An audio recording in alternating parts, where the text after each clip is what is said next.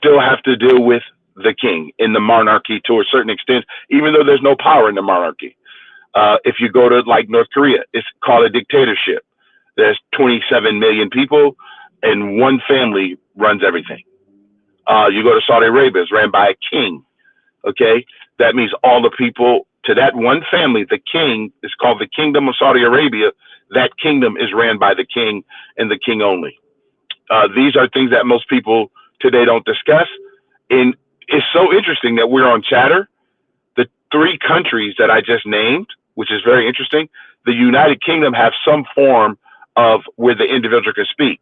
But do you guys know that in North Korea, they cannot talk on social media like we do?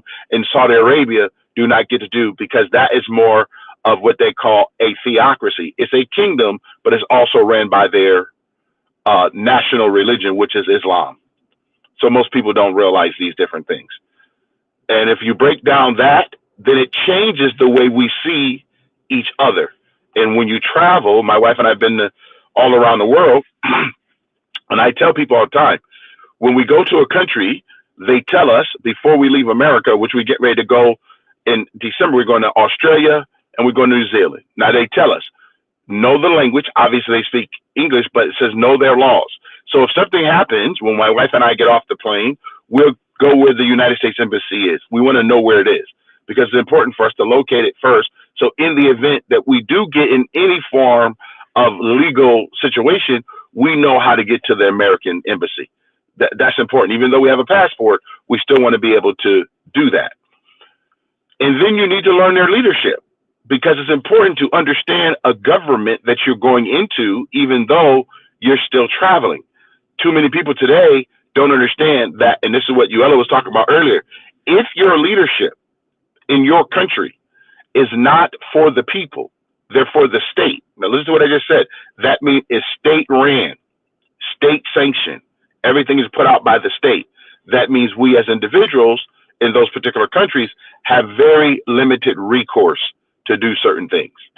And so we're going to go through each one of the things that makes America different: natural rights, the laws of nature, and nature's God.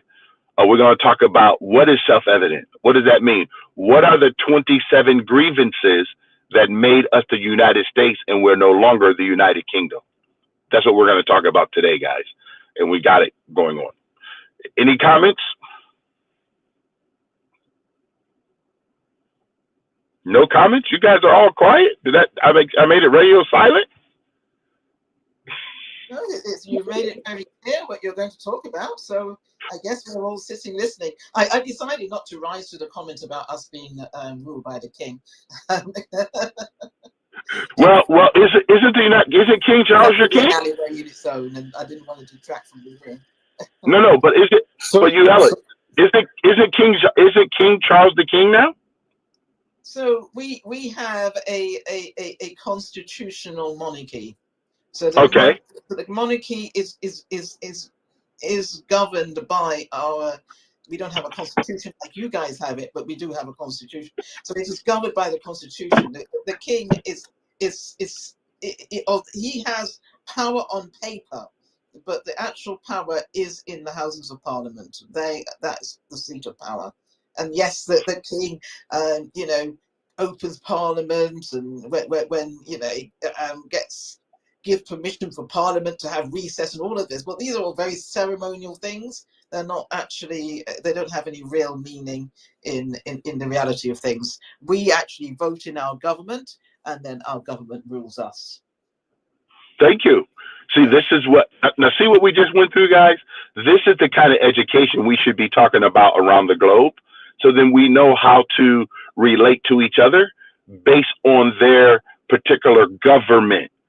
So I'm learning today, because what I understand is that the monarchy is part of the king. But now she's explained to me the king is a power figure, but the monarchy is where the power holds, which is very interesting. Afshin, where are you located? What country you're in? So yeah, I'm from Iran. I'm Persian, but we used to be had a king, back in 1978 before the revolution happens, But our kings, were different. He was the one actually calling all the shots. They had a prime minister, but always the prime minister, before do something, he had to go and talk to the king, you know. So a king actually run the countries, and he's not like he was a dictatorship. He actually, people was actually happy was with him. And also the kind of king that in England and Netherlands and some other Europe countries, Norwegia, like, you know, those king are like, you know, they're parliamentary king, like, you know, they're not, I guess, allowed to, correct me if I'm wrong, you know, they're not you know, responsible for, you know, anything, like, you know, they want to make a decisions, the parliamentary have to make the decision, like the prime minister, you know. But the king is just right there, he's the king of the country, you know. But our country's king was different, you know. So just wanted to put it on that. Oh, that's interesting. That's interesting. So now, what is Iran now? What is it ran by a king now, or is it ran No, by the? no, What is it ran by now? Iran is the IRGC right now, which means it stands for Islamic Republic of Iran. After 1978, they throw down Shah, which means the king. The Khomeini came, the supreme leader, which means by the plan of Western media, Western countries like British, Russia, United States, they changed the regime and they brought Khomeini because they couldn't face the king as a politics. They had to bring religions in the middle, which means Khomeini was Muslim and he was Shia. So they brought him to Iran and they could throw king out of Iran, and then he became a supreme leader of Iran. So Iran's become a completely 99% Muslim countries. Before we didn't have religions, you know, involved in politics, but right now the whole country is like that. Right now, it's and the country is not doing good at all. Sorry, I don't Yeah, want I don't want to take this room down this line. I just want clarification. Are you saying that was America's doing? So Making it all about making the rulership of the country about religion, and is that what you said? So the king of Iran, Mohammad Reza Shah Pahlavi, on that time, back before 1978, he was really successful. He became a really successful really fast, and the one reason that because they threw Shah out of Iran because we become a, you know, control of OPEC, which means the oil. We were the one that put in the price for it, so they couldn't face the Shah as a politic, like, you know, go attack or do something. They had to bring out somebody. They trained somebody, which means Khomeini, in Western country. Like he was in France, he was living in Paris, and then the United States, which means Jimmy Carter was the president. They're all together. They made a decision to brought Khomeini as a religion wise, you know. So that's why they brought religion in the middle of politics, and then that's why they throw king out of Iran. So.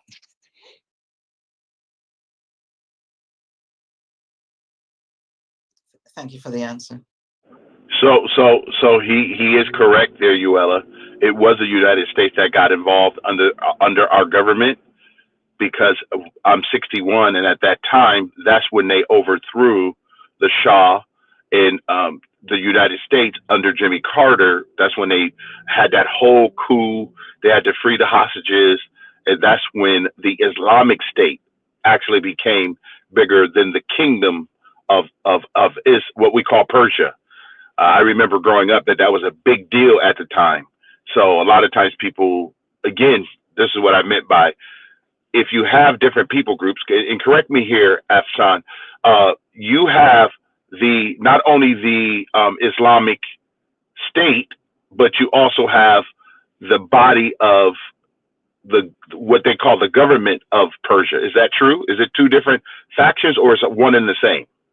No, it's just all it is. Iran is IRGC, which means is controlled by one leader, only, and that's the supreme leader of Iran, which means Khamenei. After Khomeini passed away, Khamenei take over. He's the supreme leader. So basically, he's the one calling the shots. Like these president that they do every 4 years in Iran, that just doesn't mean nothing. You know, they're not in power. They're just a puppet in the middle, and the supreme leader calling the shots. You know, he's the one that controlling everything. So. Okay, very interesting. Wow. You see, when we talk, we just have a conversation, how much we can all learn together. It's pretty amazing, isn't it? And you can't search all of this. It's all over Google. So. Yeah, I know, but how many people you think want to really learn versus like what you and I was talking about at the beginning? How many people have their own identity of what they think is actually going on, but don't understand either United Kingdom, they never been there, most Americans, or Persia or Iran, never been there. And even if they talk about people from there, they don't know them. See, I've met people. I've been to United Kingdom.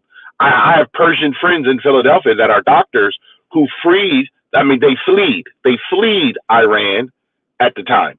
But most people today, they're not talking about that, which is pretty crazy. Of why are so many countries, so many people from these countries fleeing the tyranny of their government because they don't want the state to rule their lives. And no one wants to talk about that the human person. And this is one thing I love about our founding fathers. They said all men were created equal. They didn't say just American people. This is the part that most people must understand. Our documentation was for the freedom of all people. It's not just America. We want everybody to be free. That's why America is a sovereign nation. And when I hear the term America first, it's not America only. It's just America first. Go ahead. Yeah, it's just, it's so sad that, I mean, I'm not saying that anything about any other countries, but it's so sad that, especially American, nobody wants to talk about it. Even Western countries, nobody wants to talk about how they did to the Shah of Iran, the King of Iran. They did really bad. And the Crown Prince Reza Pahlavi, the last Shah of Iran, his son, which means he lives in Washington, D.C. He's the one right now, the next leader of Iran in the line. So actually, they betrayed him back in 1978. He was ready after his father take over, because that's how the rules. And, your father, you're going to be the crown prince. So he's ready to take over. But the Western countries, British and Russia and the United States, they told him that, no, we don't want you to be in power. So that's why they brought Khomeini. So they can control Middle East. They can control Iran. As you see, Iran is one of the powerful countries in Middle East that's in the middle of, all those Persian Gulfs, and all those. We have gold, we have uranium, we have gas, we have oils. That's why they don't want Iran to be a free country. That's why they don't want. They want to put that regime still there, so they can make people forget about everything else to just watch the war, So that's why we're fighting right now as Iranian to put that regime down. So because the whole entire world can free, they can be free because everything's started from there. So. All righty. What's up, John? John's here, guys. John and I got the opportunity to meet each other yesterday in person down in San Diego. Ooh, I've met John Bell in person over there in Long Beach, California. Good morning, John. Good morning, folks. How y'all doing this morning? Yeah, that was fun. Yeah, I mean, I've never seen a man eat a plate of food so fast in my life, man. We had some good fish, some good zucchini, right? Yeah, I did. I was hungry just like you. So that was my first meal of the day, John. So I was ready to eat. You and me too, bro. Yeah, that's why I when you got there, I said, well, hell, I can talk a little bit. Man's eating. Yeah, but we had a good time.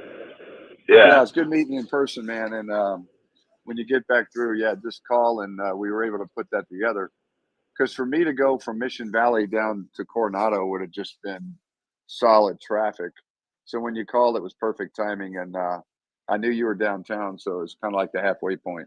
Ended up working out, so yeah, that was cool. Yeah, it did. And plus, I had to leave Coronado anyway to go back towards Orange County, so I had to go back that way anyway. So it worked out very well. So perfect. Okay, yeah, and Mr. I just wanted to say while Afshin was talking, because there was it's a funny little tidbit.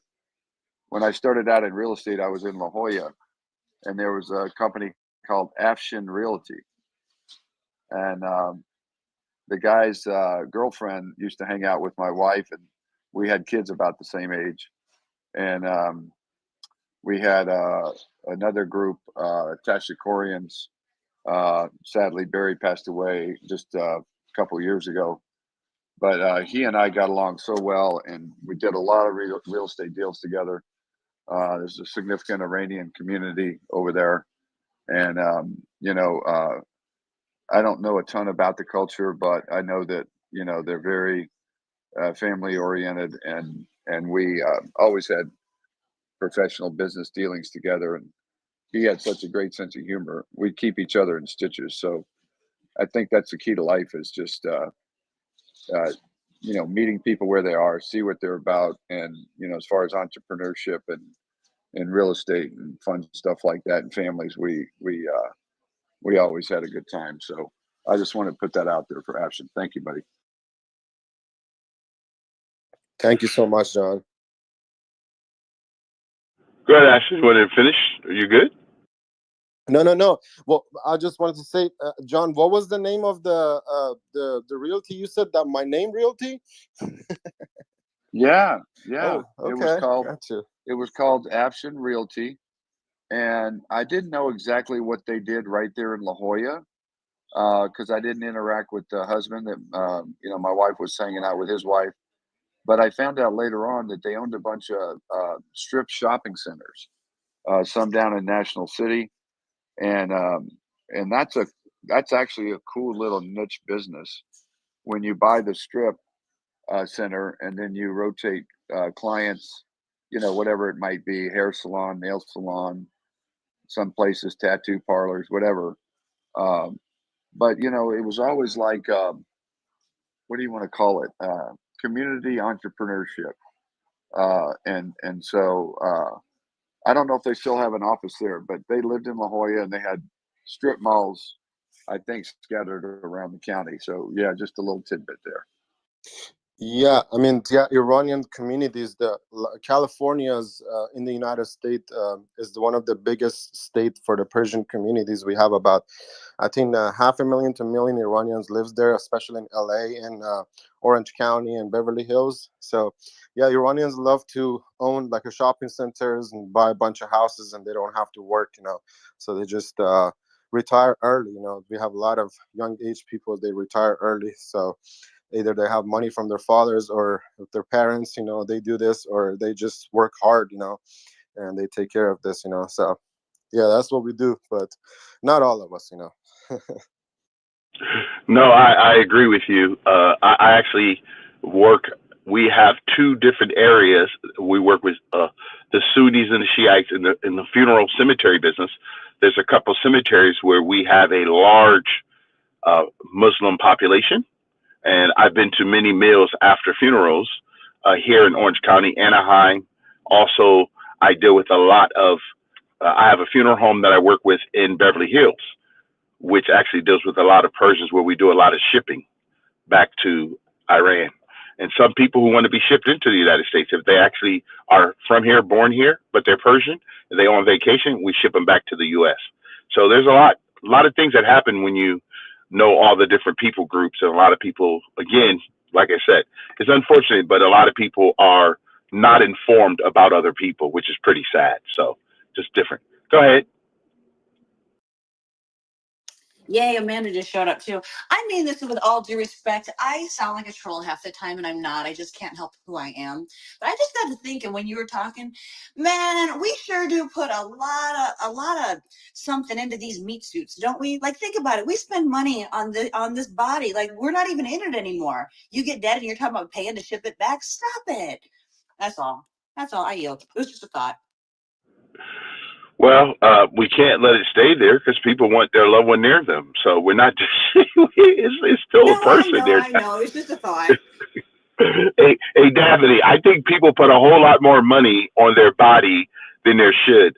I give you a little illustration.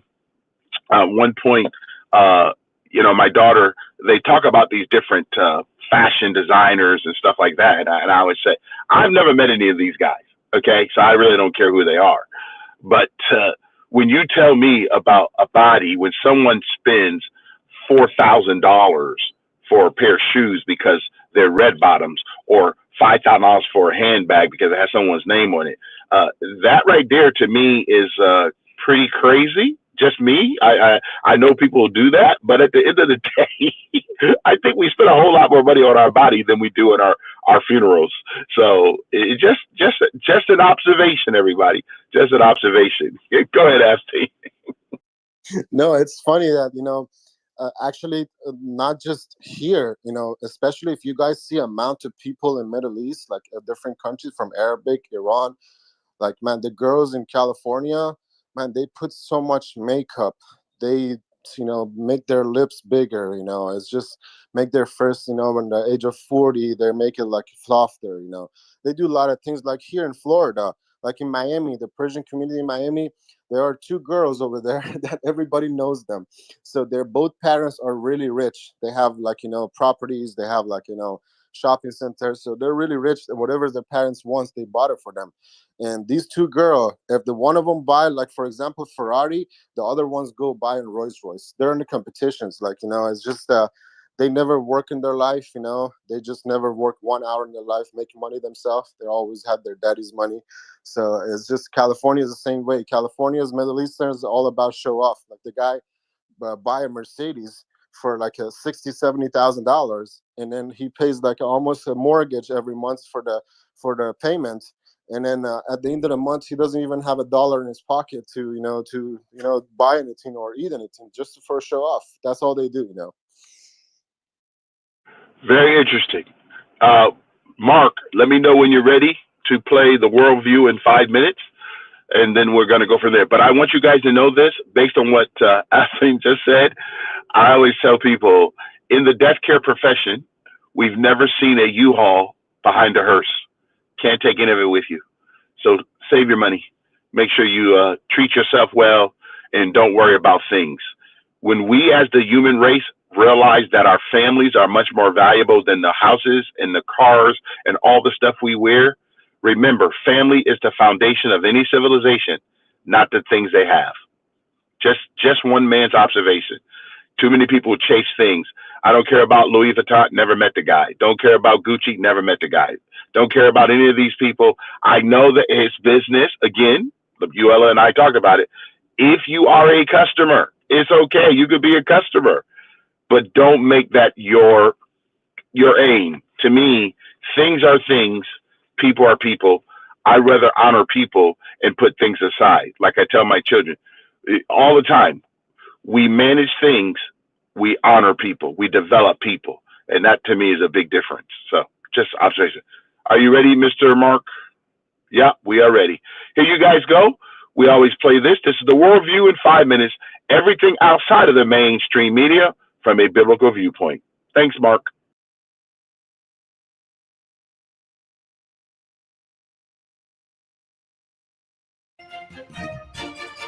It's Friday, November 8th, AD 2024.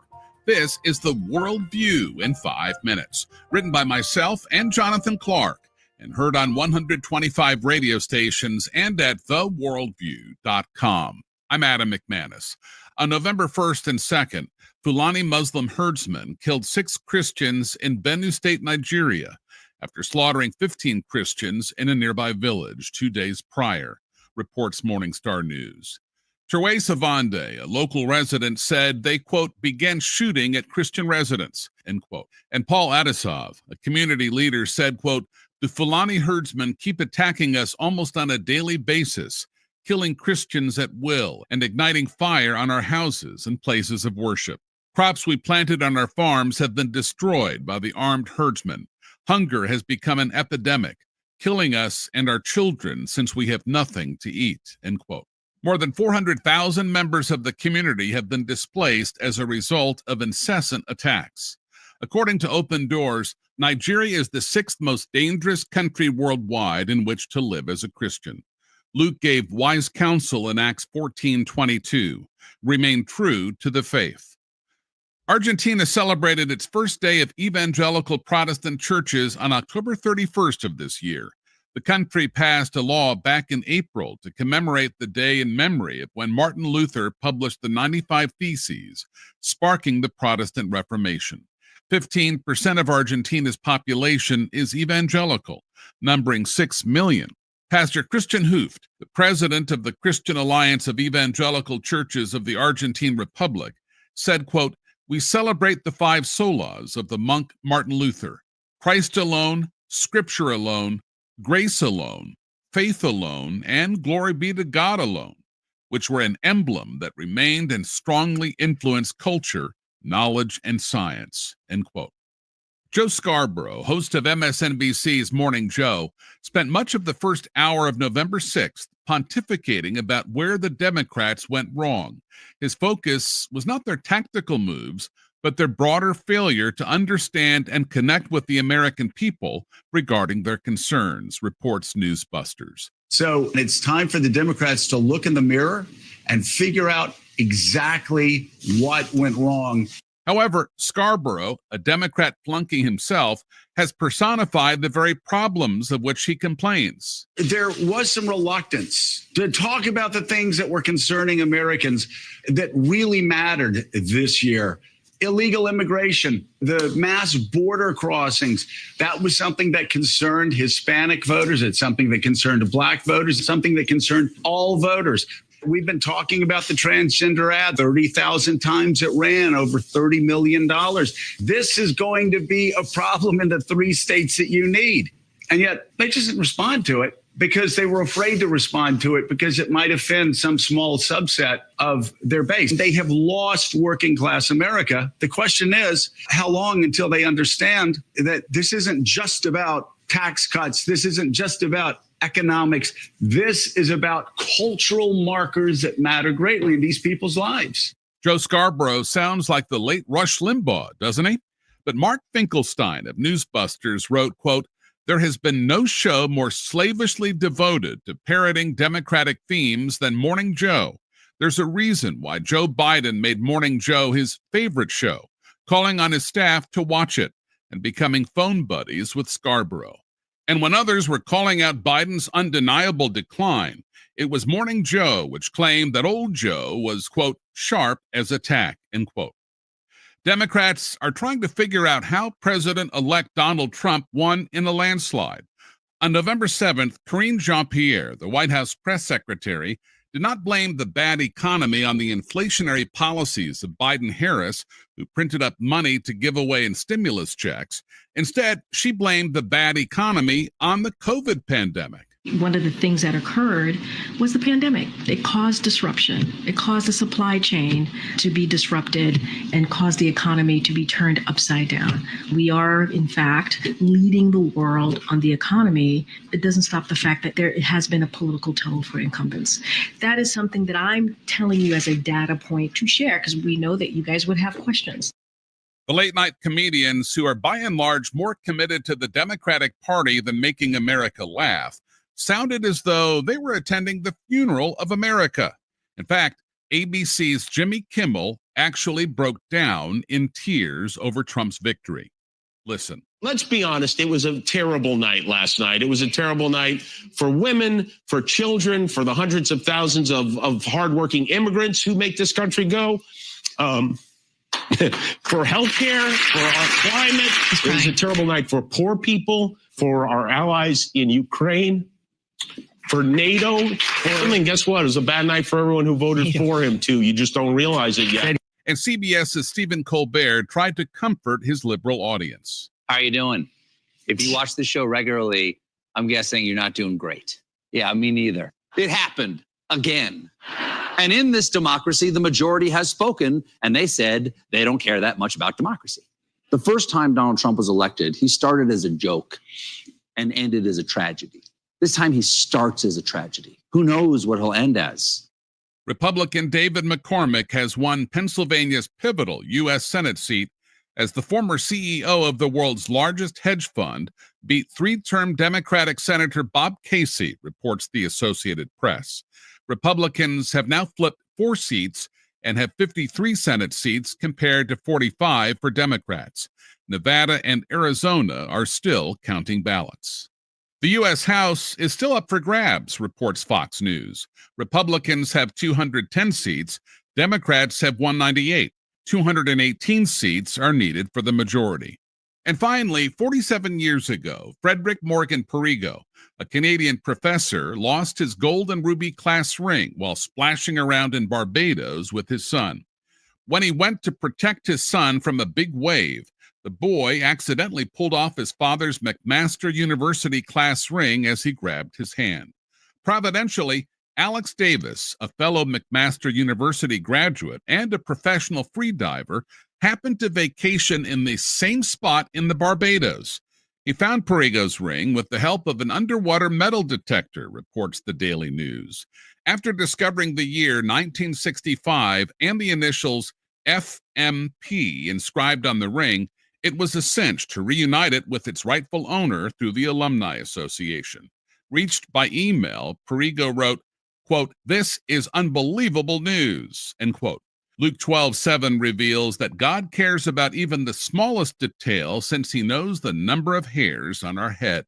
And that's the World View on this Friday, November 8th, in the year of our Lord 2024. Subscribe by Amazon Music or by iTunes or email to our unique Christian newscast at theworldview.com. I'm Adam McManus. Seize the day for Jesus Christ.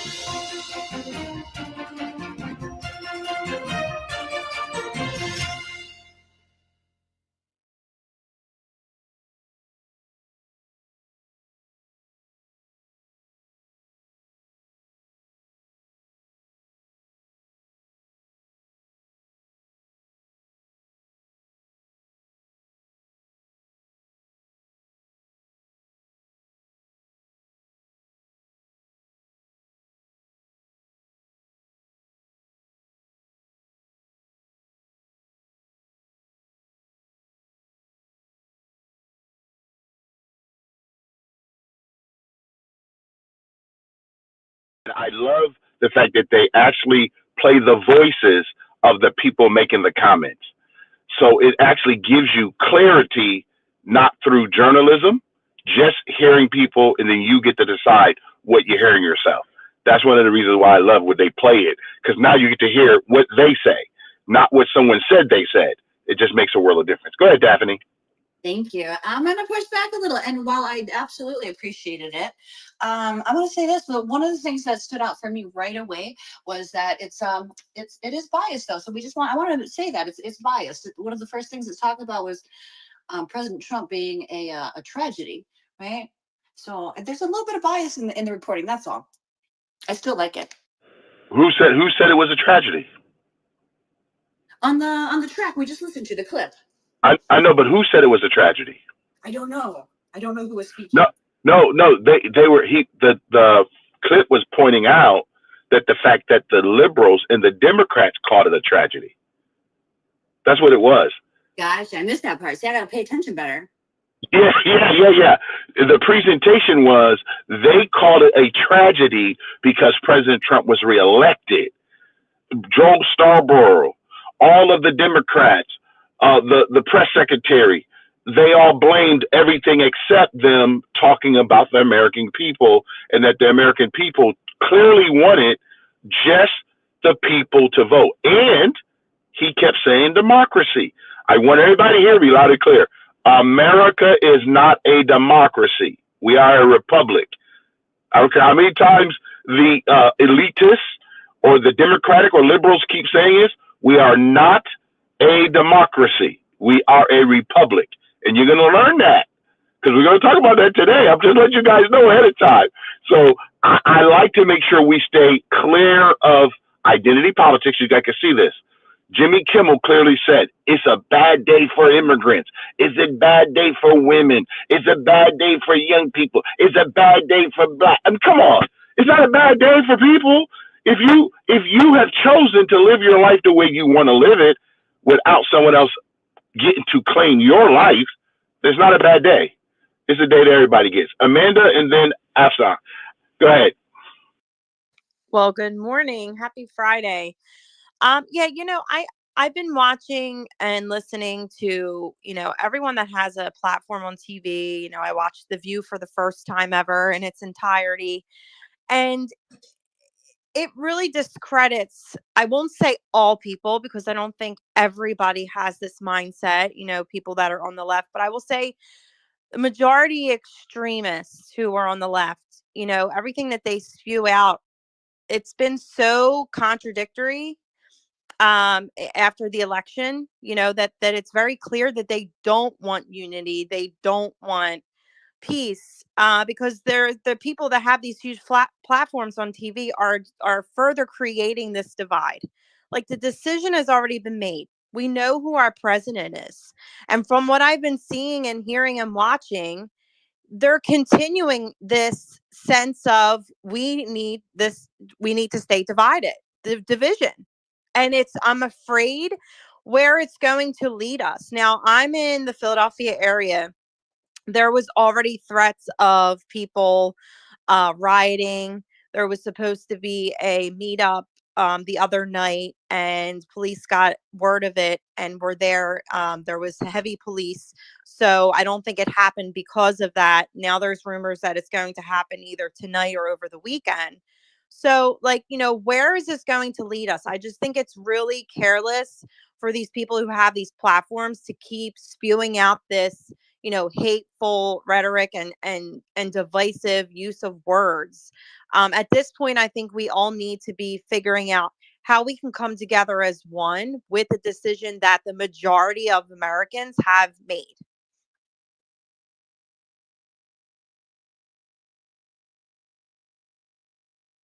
I'll pass the mic.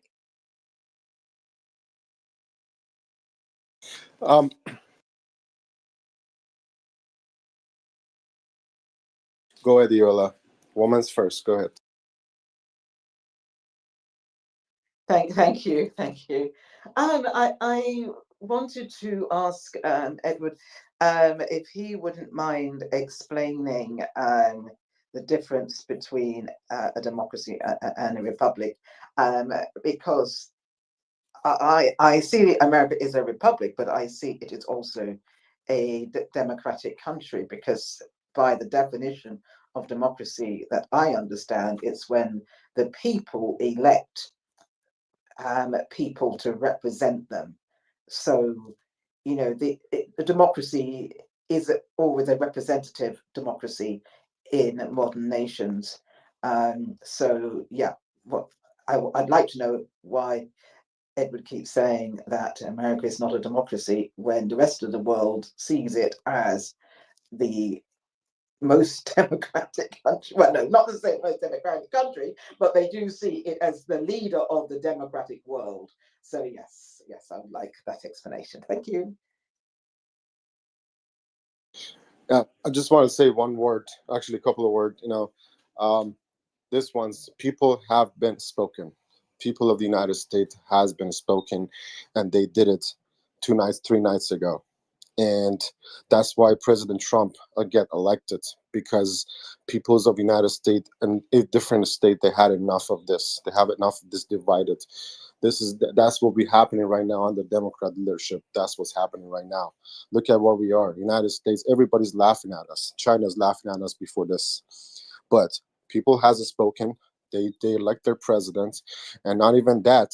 He won the majority vote, and he won the electoral vote. Both of them. So people want him to be in office. People doesn't want weak president like Biden and Harris to be in the White House to take our country down to the toilet. So that's what I'm gonna say. You said a lot. Guys, that's why I'm very in favor of our founding fathers, because we do get to make a reset every 2 years for the Senate and the House, and every 4 years for the president. And the people have the opportunity to speak on how they want to be governed. Listen to the word. How do we want to be governed? I do not believe that things should come out of Washington, D.C. That's why we have 50 individual states that has a governor. This is how our founding fathers wanted it. Then it goes all the way down to your local government. Who's your mayor? Who's your sheriff? This is where we all should really be looking for and living in that particular situation. But I don't think a lot of us really understand that, and which is really, really sad. And I'm just going to go through and we're going to talk about it. So section principles, who pinned that? Did you pin that? Who pinned that up for us? I did, Edward. Okay, perfect. Edward, also, Iola asked you a question. I think you were in the room. So Yeah. What was her question? Because I had to help a meeting. Okay. Go Yeah, ahead. I thought maybe you didn't hear. So my question is, would you mind explaining the difference between a democracy and a republic? Because I have always thought of them not, both could be true. So I've always thought that America was a democracy because it has the people elect the representatives that govern them. To me, that's the definition of a democracy. So I would like you to explain why you keep saying it is not a democracy. Thank you.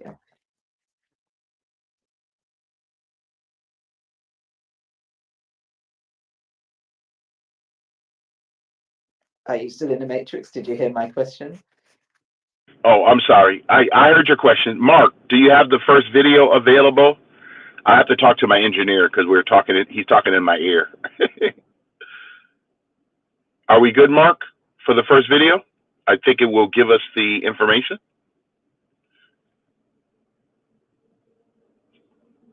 Can you guys hear me? Sure, we can hear you. Yes. Yeah, 1 second. Mark is he's trying. Okay, go ahead, Mark. He's loading it. So that was a great question. I think it was a good segue. Hopefully this is the one. If not, I'll stop it. Go ahead, Mark.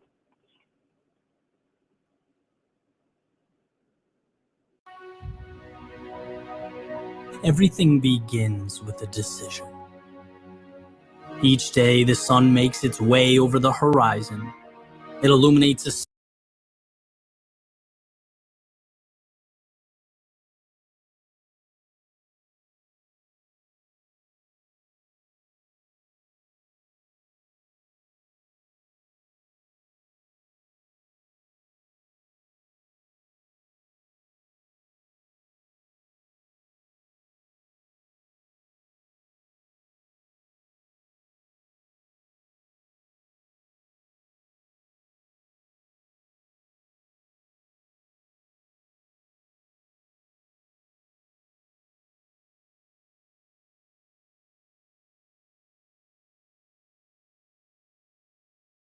But you guys can still talk. You don't have to sit here in silence. I know you guys have much more to discuss than me just trying to get this video. Can you guys hear me? I'm in the matrix, right? Can you hear me? Yeah, we hear you. I said you guys can still talk. You don't have to wait. I'm just going to get this video for him to play. So, and then if not, I'll just have to explain it. But I'd rather for the video because it gives it very precise. Hold on. Hey, well, there's a little break here. I just want to say this is a great room. I'm always happy to share space with you guys, but I have to pop out soon. Nobody cares. I just want to say so. Hey, Edward, I can read something real quick while you guys are finding that. Can you guys hear me? Yep, read it. Come on, we gotta keep this conversation moving. Whoop, Thank you, whoop, whoop. Daphne. Thank you, Daphne. It says a constitutional republic means that it is one in which, rather than directly governing, the people select some of their members to temporarily serve in political office. The constitutional part means that both the citizens and their governing officials are bound to follow the rules established in that constitution. A federal republic, because we are a constitutional federal republic, a federal republic is one in which a federal government is given only limited powers for limited purposes, while the state governments retain the most powers of government. The Constitution describes this division of power, establishing which specific powers have been given to the federal government, while reiterating that most remain with the state government. So that gives you a little bit of an idea, Uella. Democracy doesn't work that way. That's why we are a constitutional federal republic. And I was just reading before, hold on 1 second, that there are other republics in the world. Hold on right here. Shoot, I went past it. Here we go. I think versus a monarchy. So democracy is more, I mean, there are no, if you look up the definition, the true definition of democracy, there are none of those that really exist in the world. It's either a monarchy or some type of republic. Like look at China. That's considered these, what is it? The what is it, the Citizens Republic of China or something like that, they consider themselves a republic. So republic is a general word, but we have a constitutional. The UK would consider Yep, itself a exactly. democracy. And there's Even other though countries. even though Yep. even though we have a monarch, we would still consider ourselves a democracy. And because the idea of democracy is that the people elect representatives to govern them. And in that narrow definition of democracy, America would seem to me to be a democracy. When you talk about the federation and the different states, that is something that can only be unique to America or maybe China, but to a small country like the UK, it doesn't really apply in the same sort of way. But so we would consider ourselves to be a democracy, even though we have a constitutional monarch, because we, the people, elect the government that governs us. And I thought in that regard, we were the same as the United States. So that's why I had the question, and still have the question at the moment, even after what you've read. Because to me, a republic is a special case of democracy, if that makes sense. But I'm looking forward to this film, this video. Yeah, I'm looking forward to this.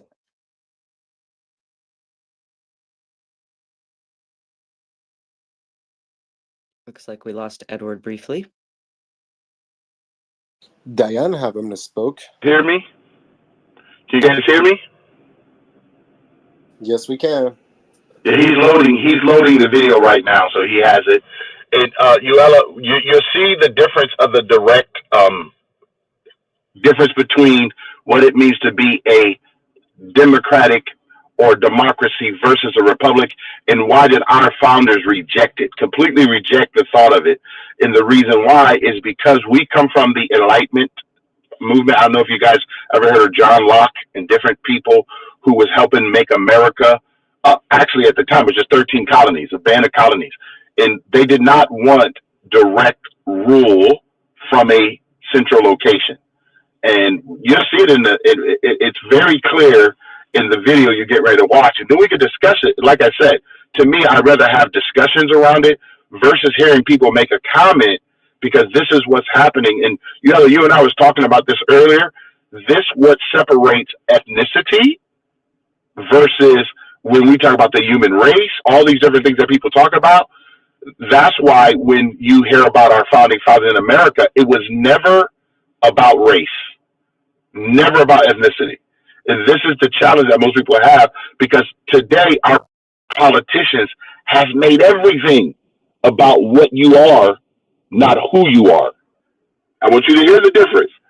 Not who you are, but what you are. You're a woman, you're gay, you're Asian, you're Hispanic. All these things that they're talking about are way outside of the realm of reality. Okay? Are you ready, Mark? You can just put in the chat, Mark, if you're ready, because I know that you're having a fun. There you go. Kind of government the delegates had created. Franklin responded, "A republic, madam, if you can keep it." A republic? Shouldn't Franklin have said a democracy? Isn't that what we have in the United States? Most people today would say yes. After all, if our country isn't a democracy, what is it? It's not a dictatorship, the rule of one man, or an oligarchy ruled by a small group. In America, the people are in charge. That's literally what democracy means in the original Greek. Demos, kratos. The people, demos, rule, kratos.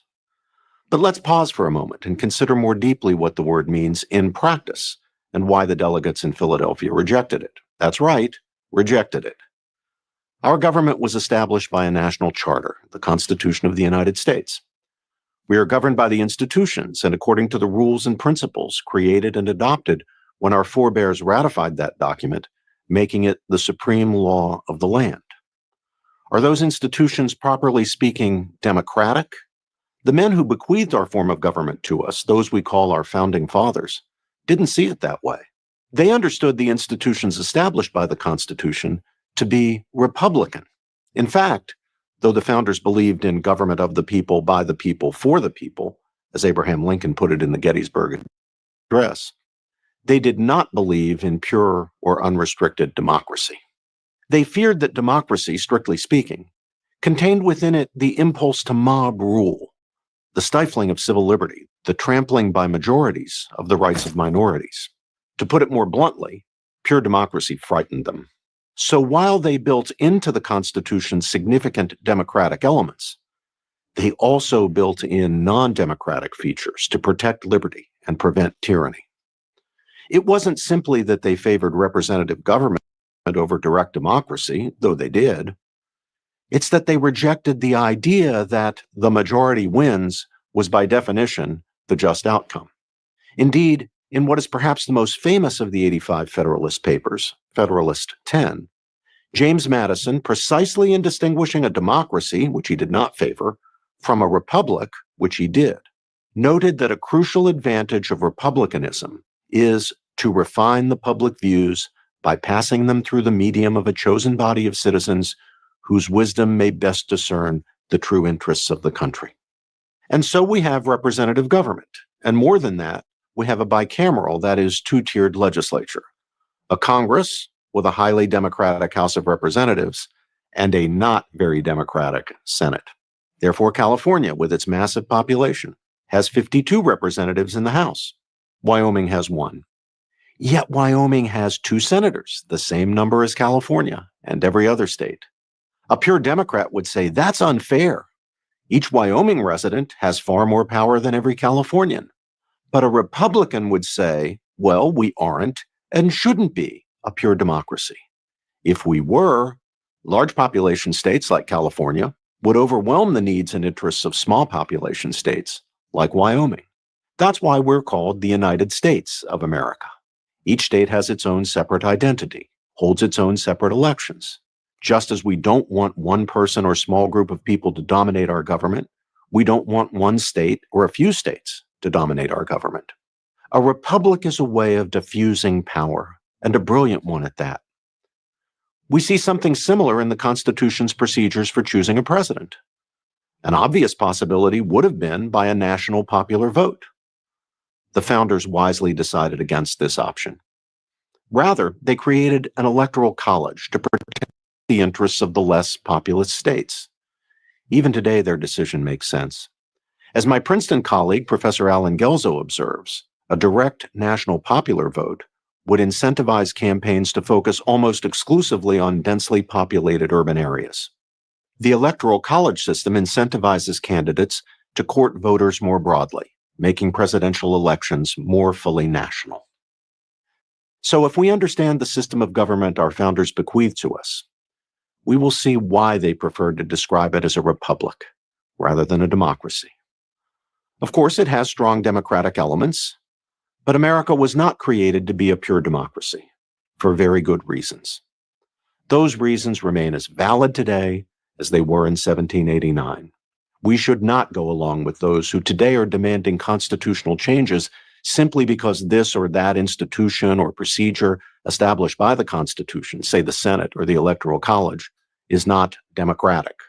More democratic doesn't necessarily mean better. It doesn't necessarily mean more just. Our founders understood this. So should we. We have a republic, and we should keep it. I'm Robert George, McCormick Professor of Jurisprudence and Director of the James Madison Program at Princeton University for Prager University. This video was made possible by a generous donation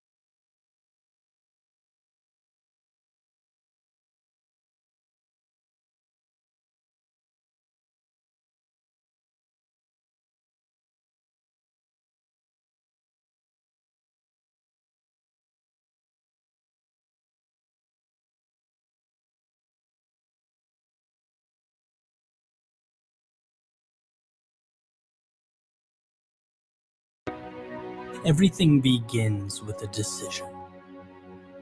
Each day, the sun makes its way over the horizon.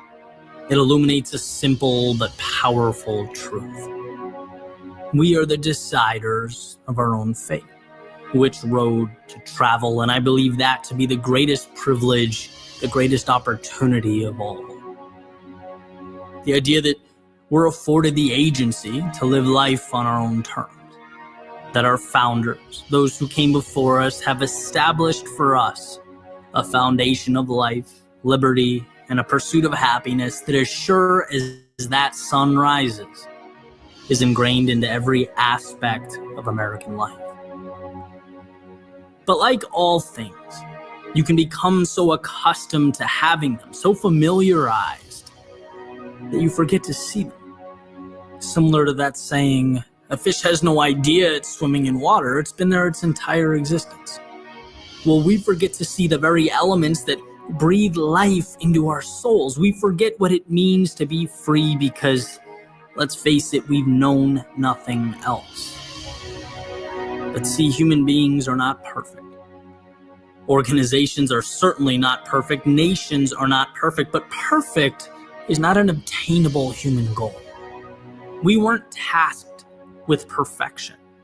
Rather, we were tasked with overseeing the progression of an ideal to take the baton from the previous generation and with everything we have to move it forward.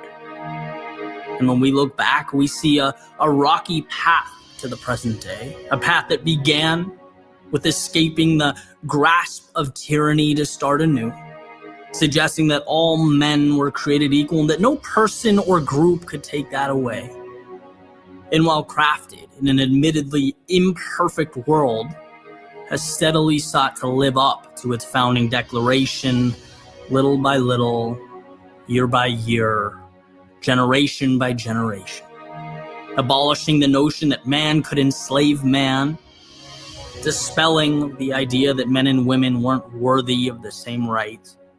It was, as Martin Luther King suggested on the steps of the Lincoln Memorial, the blank check that must be cashed. That it was our obligation to fulfill and live up to this standard. And I've always believed it's not what you look at, it's what you see. My fear is that we look at the present moment and all we see is the imperfection. We see what we're not, instead of the opportunity to bring the now, to bring this generation one step closer to that ideal. The ideal that men and women have bled for, given their lives for. The ideal that immigrants all across the globe risk their lives to be a part of. The ideal that acts as a beacon of hope for millions right now, this very moment, currently living amidst tyranny and oppression around the world.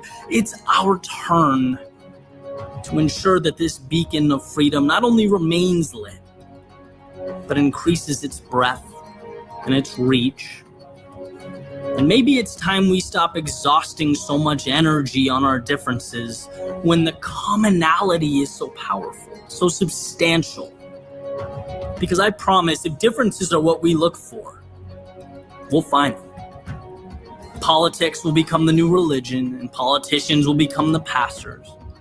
A person's background or skin color will become the lens through which we view fellow Americans. And to the pure delight of evil and dictators around the world, we become the first generation within the context of this beautiful 250-year experiment to step away from the American dream and not towards it.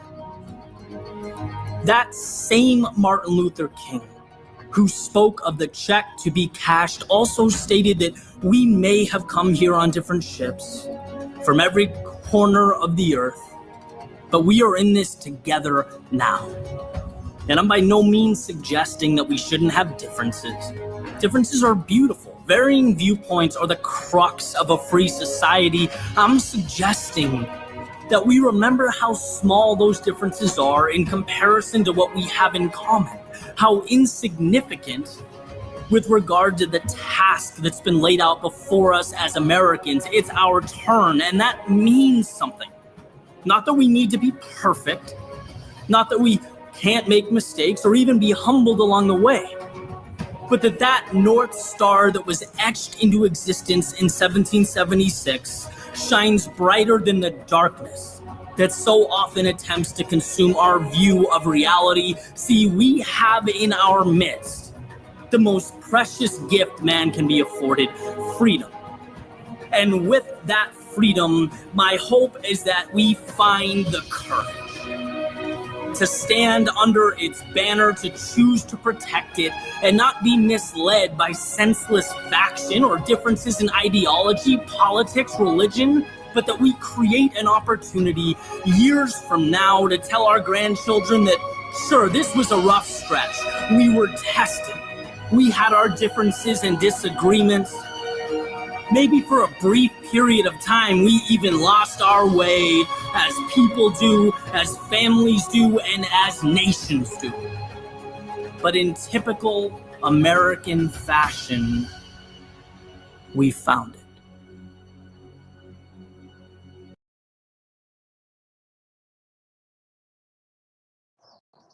Thank you, Mark. Thank you. Ah, boy. Whew. Sometimes you hear stuff, it's pretty amazing. It is pretty amazing. Whew. Welcome, Lisa, Danielle. Welcome, welcome, welcome. What did you guys hear? What did you guys hear from that particular clip? I know it's going in and out a little bit, but welcome to technology, guys. Well, one thing was that politics has become the new religion. I think that is true. Yeah, that's for sure. It was never designed that way, Uella. It was not supposed to be the new religion. It was not supposed to be based on ethnicity, nor gender, nor the issues that we face today. All these particular issues, we made them political. You know, me being a male is not political. My wife and I get pregnant. That's not a politic. It's not politics, guys. Any form of reproduction has nothing to do with government. It has a lot to do with the two individuals who are married to each other, preferably, or I'm clarifying, preferably that they're married to each other. It's just a lot better when people are married to each other because it gives people an opportunity to bring children up in an environment that would be the ideal. Not the only, just the ideal. So it's very interesting. Anyone else want to share anything before we go to the, what's up, Lenny? Leonard, good to see you, man. Can you guys hear me? Make sure you guys can hear me at least. We can. Okay, perfect. Lisa, what did I do, Lisa? What did I do, Lisa? What do you mean? You came to my stage.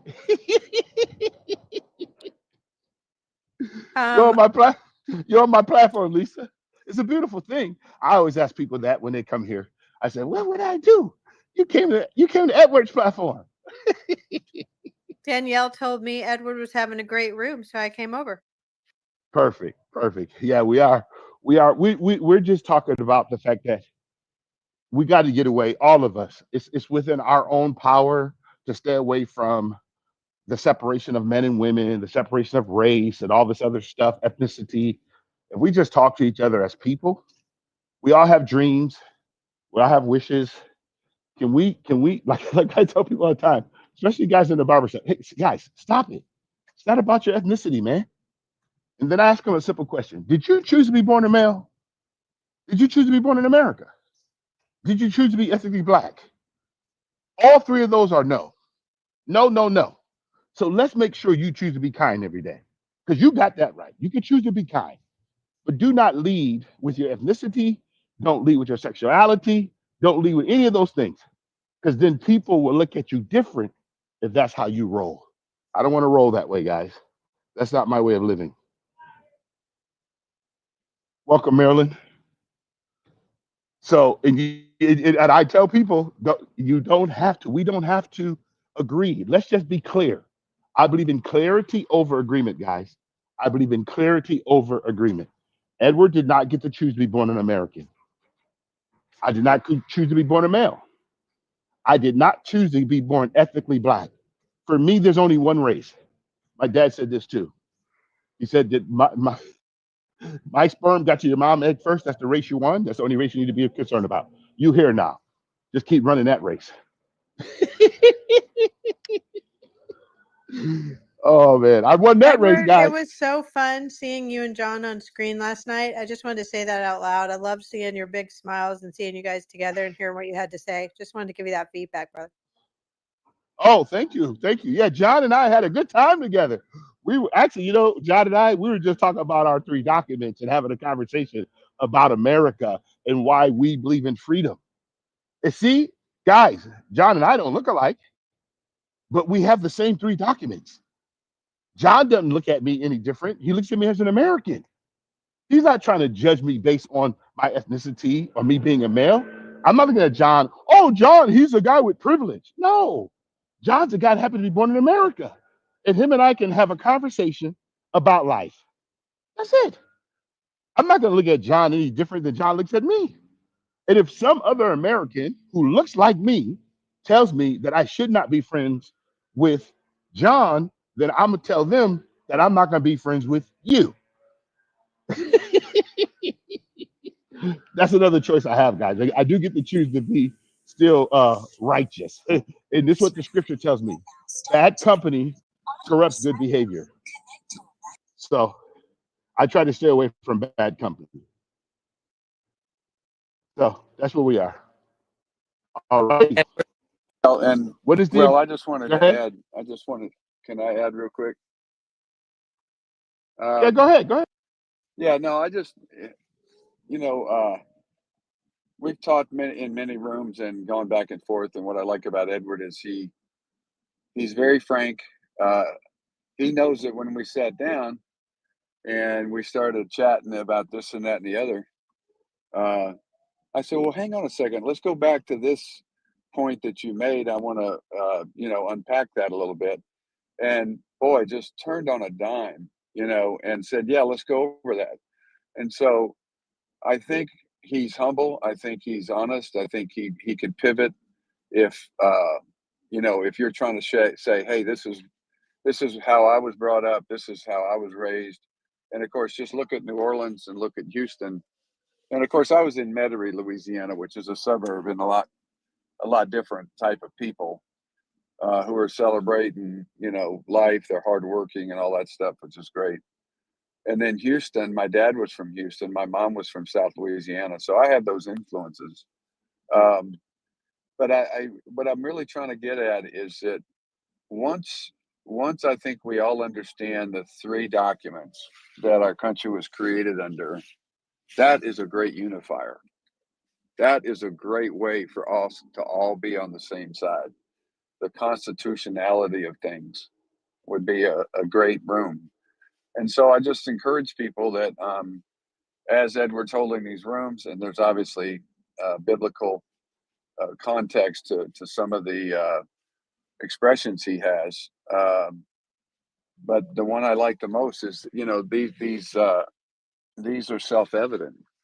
Every man deserves this. Every man that's in the United States under our government definitely deserves these rights and these the laws that are designed to protect, their vote, protect their opinion, and so forth. And I hope we get away from the demonizing. I hope my signal's not getting weak, from demonizing people with other opinions. I mean, you can have a bias, you can have an opinion, but don't always run to the race card or demonize people for their point of view and then just call it, misinformation. No, misinformation, propaganda. I mean, knowledge is, what do they call it? Truth is based on information. Propaganda is disinformation. No, it's not disinformation.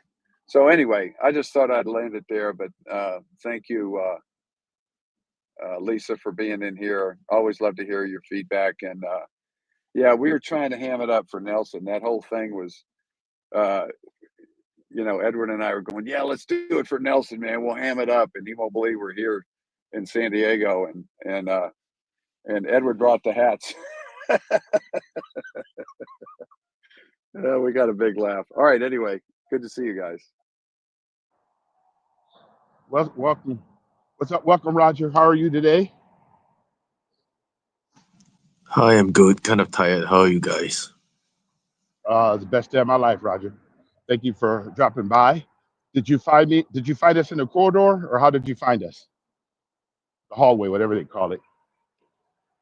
I might have stalked Uella over here. Oh, okay. You stalked Luella. Okay, Uella. See, thank you for coming. Thank you for coming, Uella. And thank you for coming. See, Lisa come here because of Danielle. I love it. I love it. Please go up and join the channel. Just hit Facts Friday, hit follow. So whenever we open up these spaces, you guys are welcome. And I just want you guys to know this is the format that I use on a regular basis. We use video, we use content because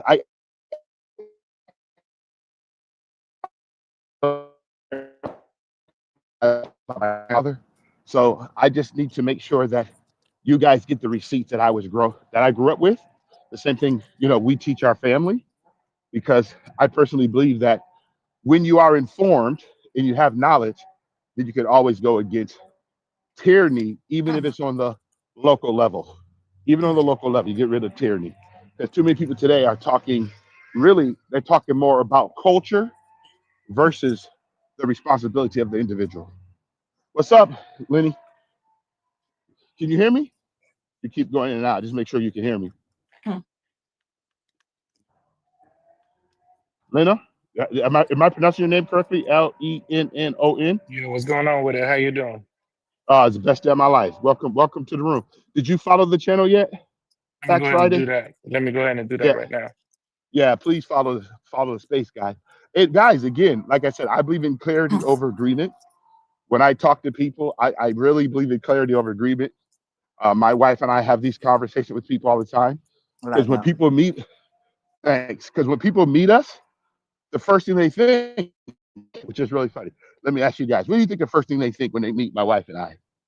That we're what? Or progressives. Yep, they sure do. And my wife, she's my wife not as gracious as I am.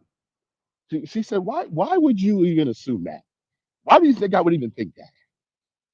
And I just say, okay, I'm going to the restroom, because I know my wife's getting ready to go off on somebody. but that's Okay, the Edward, truth. I gotta sign off, but great being here. Great comments too, Uella. I really appreciate that. Holiday, everybody that participated, appreciate you Hey, guys. John, Take care. we'll see. Yeah. We'll follow up, John. We got some work to Okay. do, brother. Yeah, no, we do. We can help one another. Happy to do it. Appreciate your Yeah. energy and you got a great attitude, and I really appreciate all that. Thank you. Thanks. Appreciate you, John, too. I've got to go on the half hour as well. Just as soon as there's a room my co-host in, so I'm going to go on the half hour. Or Okay, our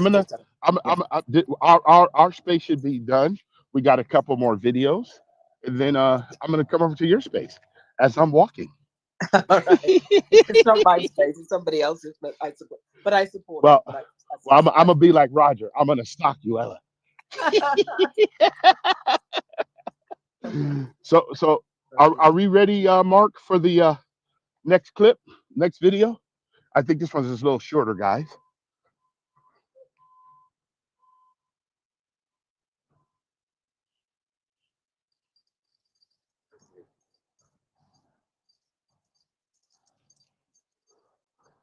Here we go. Core that we need to just burn it all down and start over. There's no shortage of people that seem to think so. The 1619 Project offers a differing perspective on U.S. history, centered around the introduction of slavery to the New World as the true founding of America. Numerous politicians and organizations wholeheartedly believe that America was founded not on liberty, but on slavery and white supremacy, and as such is fundamentally flawed. And this concept is not a new one. In the early 1800s, the famous abolitionist and suffragist William Lloyd Garrison was actually known for burning the Constitution at his rallies, describing it as a pro-slavery document. He was convinced that because of that flaw, it was irredeemable. But Frederick Douglass thought differently. Douglass had as much right to despise the United States and our institutions as anyone possibly could have. He was born into slavery in 1818 and spent 20 years enslaved before escaping in 1838. He became the leading voice in the United States, not just for the abolition of slavery, but for equal rights and opportunities. But rather than tear down the fundamental principles upon which our nation was formed, he appealed to them. In a speech in 1860, he differed with Garrison by stating the Constitution may be right, the government is wrong. If the government has been governed by mean, sordid, and wicked passions, it does not follow that the Constitution is mean, sordid, and wicked. In yet another speech, he stated, "In that instrument I hold there is neither warrant, license, nor sanction of the hateful thing, but interpreted as it ought to be interpreted, the Constitution is a glorious liberty document." Even as late as 1893, a few years before he died, when some in the crowd attempted to heckle him, he stopped, looked at them, and said, "The problem is whether the American people have honesty enough, loyalty enough, honor enough, and patriotism enough to live up to their own Constitution."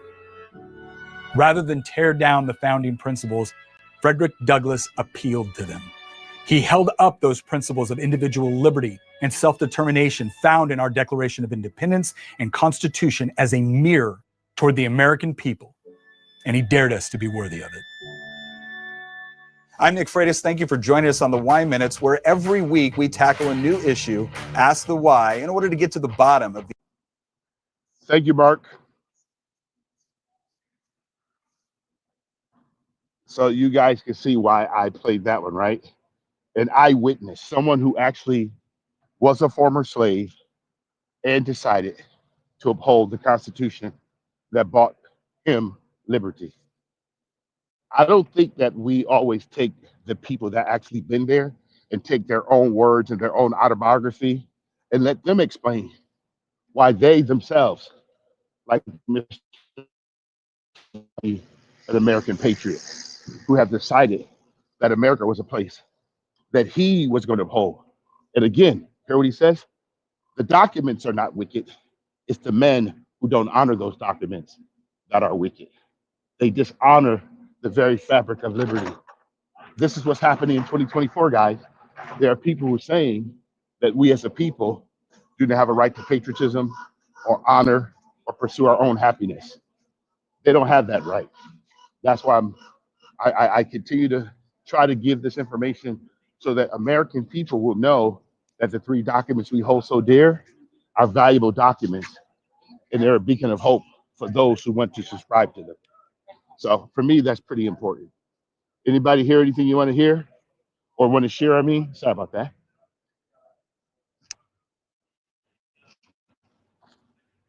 Okay, you guys are so quiet, so beautiful. Okay, Mark, we're ready for. Go ahead. I just want to thank you for this room. Good holiday. Can you hear me?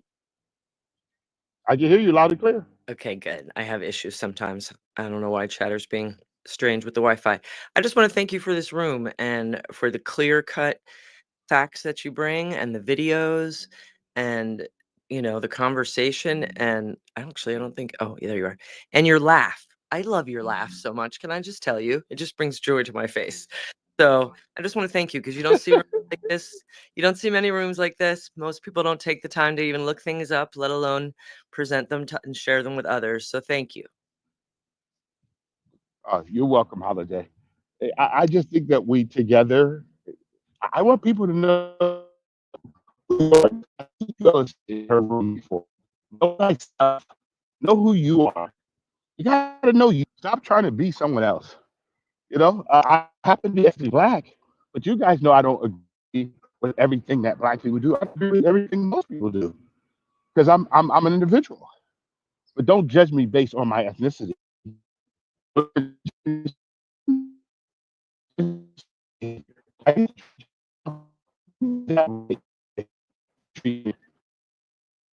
It makes us all better. And the more we do that, I think we all have a lot better life. So it makes the world a difference. Today, or are we done our videos? Was that the last one? I don't think so, but maybe.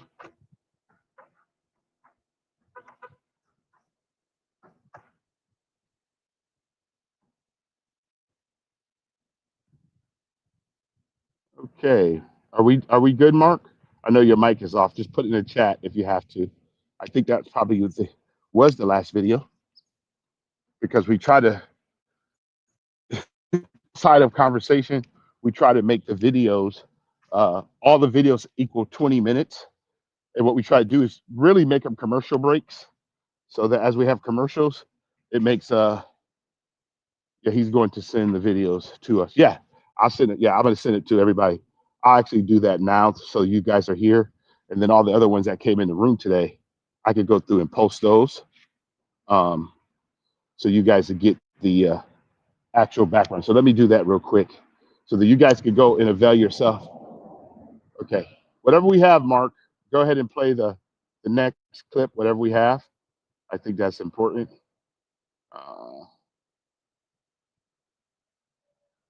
So that one.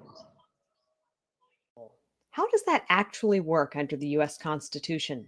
Does it mean that the majority rules? Let's look at just facts.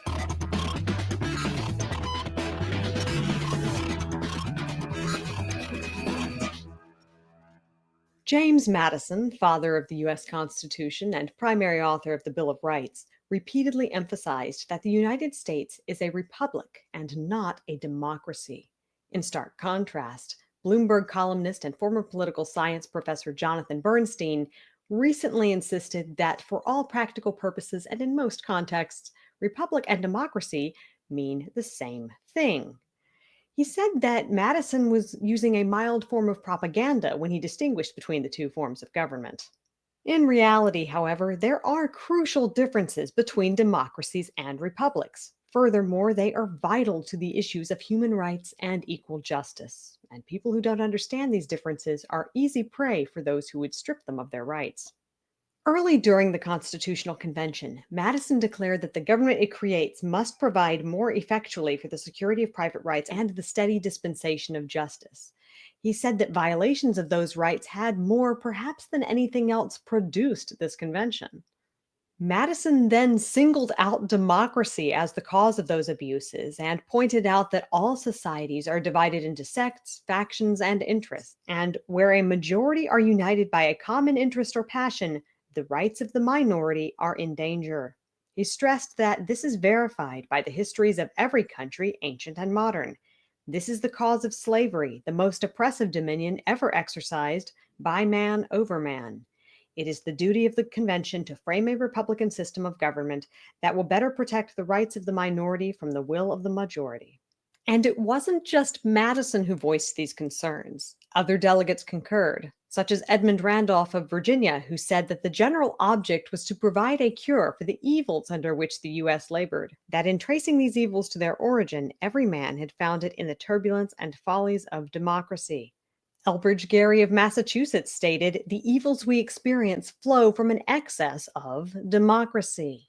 That's why Madison and other framers of the Constitution devoted so much time to installing checks and balances in their new government. In the words of Madison, these provisions were to guard one part of society against the injustice of the other part, and will be exemplified in the Federal Republic of the United States. Yet people who are now vying to be president of the United States don't seem to understand this. Consider the Electoral College, for example. Democratic presidential hopeful Pete Buttigieg said, "It's got to go. We need a national popular vote. It would be reassuring from the perspective of believing that we're a democracy." But the Electoral College is a safeguard against an oppressive democracy in which highly populated areas monopolize the U.S. presidential election. As illustrated in this electoral precinct map from Washington State University professor Ryan Rolla, the vast majority of America's communities voted for Donald Trump in 2016. Yet Hillary Clinton's personal vote count was higher, mainly due to support in big cities. Opposition to the Electoral College develops when students are taught that the U.S. is a democracy without any qualifiers. Another major implication is the centralization of power. U.S. presidents commonly complain about opposition parties standing in the way of their agendas, but the founders created different branches of government with the expressed purpose of keeping each other in their proper places, as stated in Federalist Paper 51. Without such separations of power, the paper explains, A stronger faction can readily unite and oppress the weaker, resulting in a government akin to anarchy because the weaker individual is not secured against the violence of the stronger. Arguably, the most substantial check on tyrannical democracy created by the founders is Article 5 of the U.S. Constitution. This allows the Constitution to be amended only with the approval of 3/4 of the states. This high bar is meant to prevent a simple majority from trampling on the rights of others, while allowing the Constitution to be improved as needed. Nonetheless, some wish the Constitution didn't have these provisions.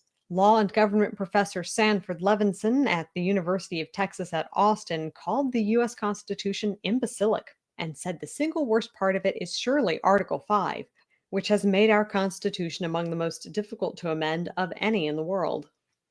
He would like to make it easier to change, which would also make it easier for democratically elected majorities to strip people of their constitutional rights.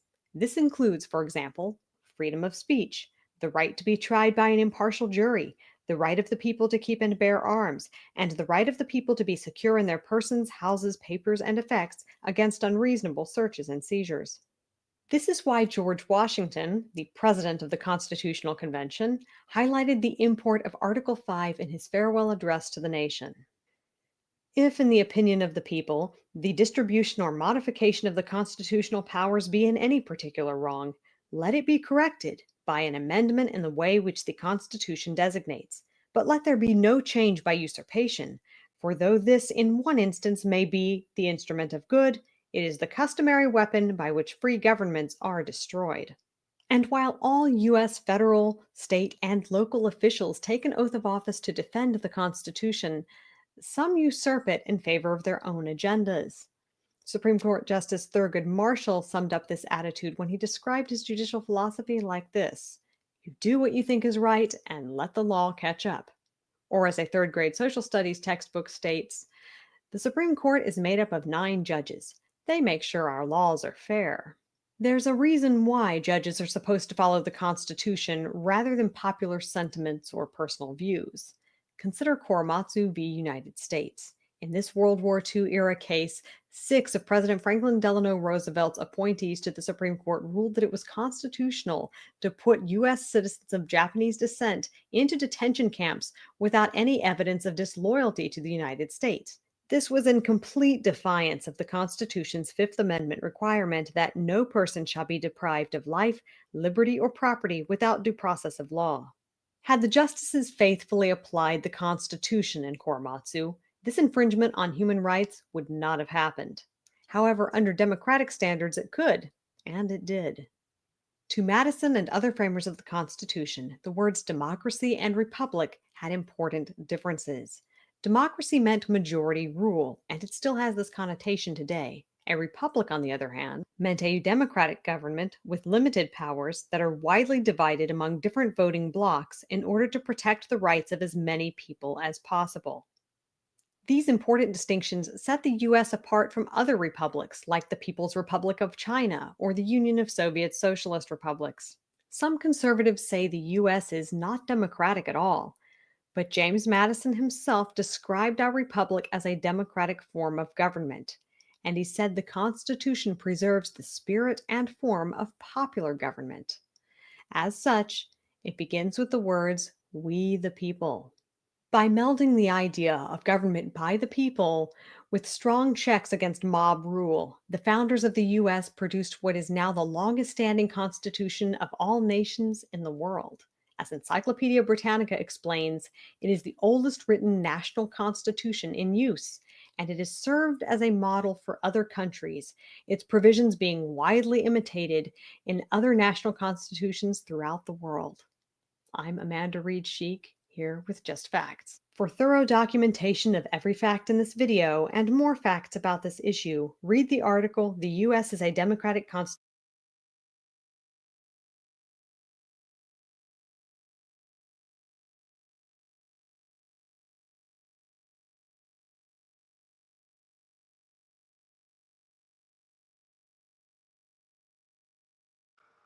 I like you seen the hats that say "Make Jesus First Again." Amen. But they're red.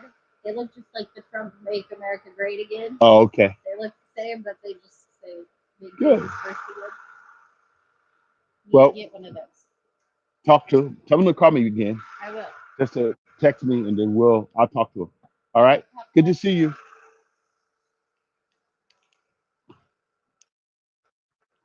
Hello, hello, hello. What's up, TEA? What's going on? How you doing? Can you hear me, TA? Oh, the best day of my life, TA. How you doing, bro? Man, I'm good. You can just call me T. T. Okay, T. well, is there an acronym by it, or is it just beginning of your name or something, or is this your screen name? If you click on my profile, it'll show you. Oh, okay, let me click on it real quick here. The Eternal Artist. Okay, nice. So you are a multidiscipline artist, producer, creative marketing consultant. Okay. All right. Good. Nice. So how did you see the fun facts Friday, America Truth? Did you find it in the corridor, or how did you find our space? Yeah, I just saw y'all in the main hall. So yeah, I just clicked in like a minute ago, maybe. Okay. Did you hear anything in particular that resonated with you, didn't resonate with you?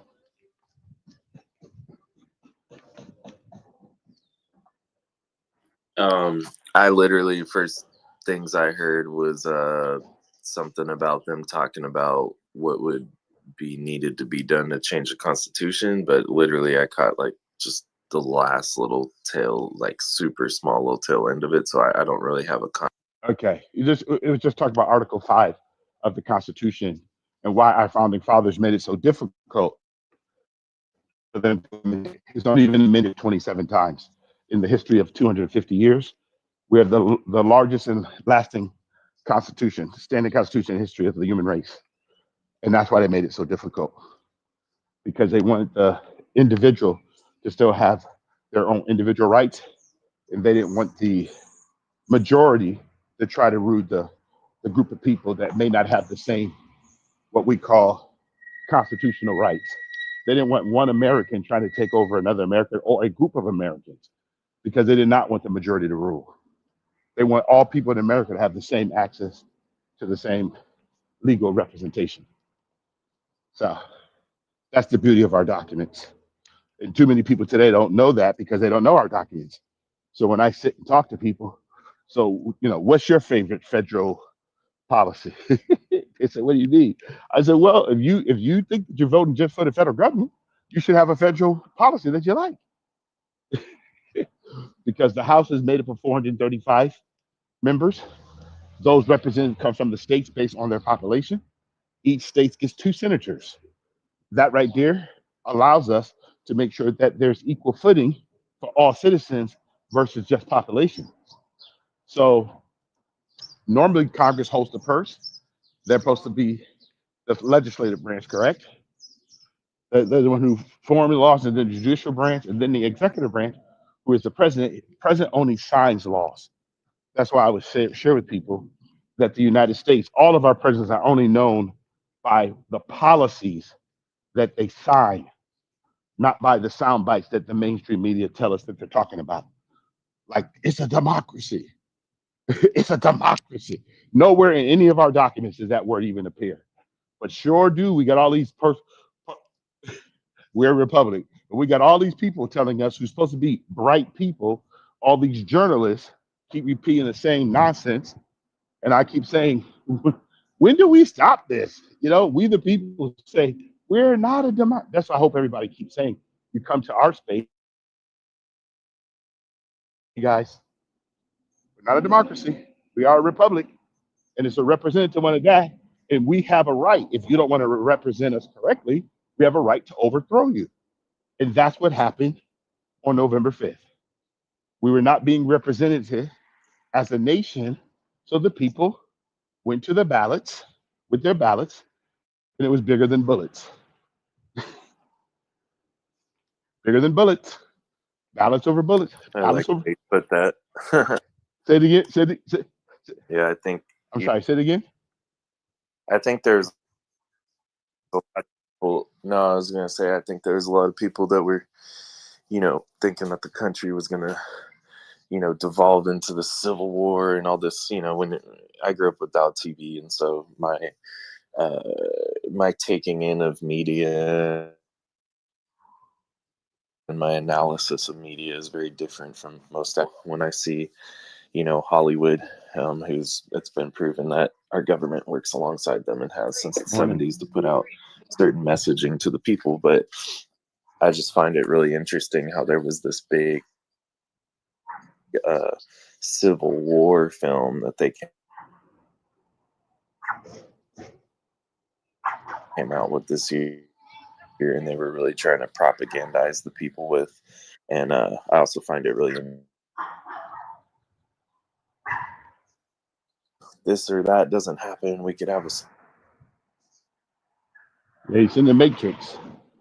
In the Matrix there. Civil War right here in America. And all I can say is that I really, this past week, is that even as close as the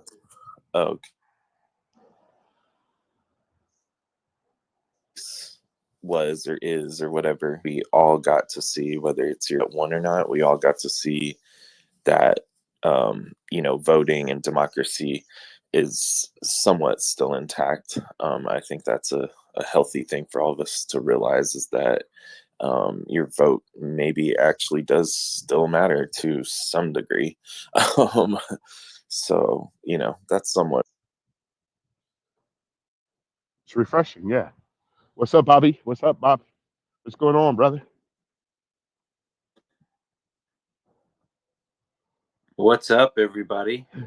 Good morning, good afternoon, good evening, depending on where you are. I wonder, Edward, great conversation so far in the 2 minutes I've been here, but before I jump in and say anything, I want to get a better pulse for what the conversation's about. But I also want to ask, how in the world did I come into the room automatically a co-host on? Oh, because I set you up as a co-host for this room. Ah, that makes sense. So Got it. when I I was wondering, I'm like, I didn't even have to read. yeah, no. When I go live, and I know that you a person that frequents my space, and you can help me with bringing people up and stuff. Because when I'm walking or the video's playing, and Mark is also doing stuff, it's easy to have people that can help bring people up. That's all. So that's how we got you here. Okay. Absolutely makes sense. I was thinking, man, there must be a glitch since I'm seeing one person's here. 31 people have been here, and I jumped right on stage. What the heck is going on? No, but that makes perfect sense. Yeah. And by the way, Edward, congratulations to you and me and all Americans, at least if you are on our side of what we were hoping the election would be, because that was pretty intense, and what an amazing outcome. And for those who did not agree with the outcome or aren't happy with it, I promise you things will be better than you think. But also, even if that promise isn't kept based on your perception of things, now's the time to look inward and focus on yourself and all the amazing things you could do to keep your life going in the right direction, that you don't need anybody else's external validation or actions to get. A lot of people oftentimes look at these elections as, that's going to be the thing that impacts my life and makes it better or worse, when in reality, most people aren't doing the things that they are in control of. And now's your chance to do that. Correct. Excellent. Hey, Mark, are you ready for my 10 different versions, the 10 different quotes that we have? And then we're going to go to the 10 questions. I just want to move through them pretty quickly. Could you post them up in the Jumbotron one at a time? This is part of our founding guides of what we have. I'm going to read what is part of our Constitution, what does our Bill of Rights say, and why do we have what we have. A lot of people are unaware of these things, so we just want to bring them to the forefront. So, is that good, Mark? Can we do that?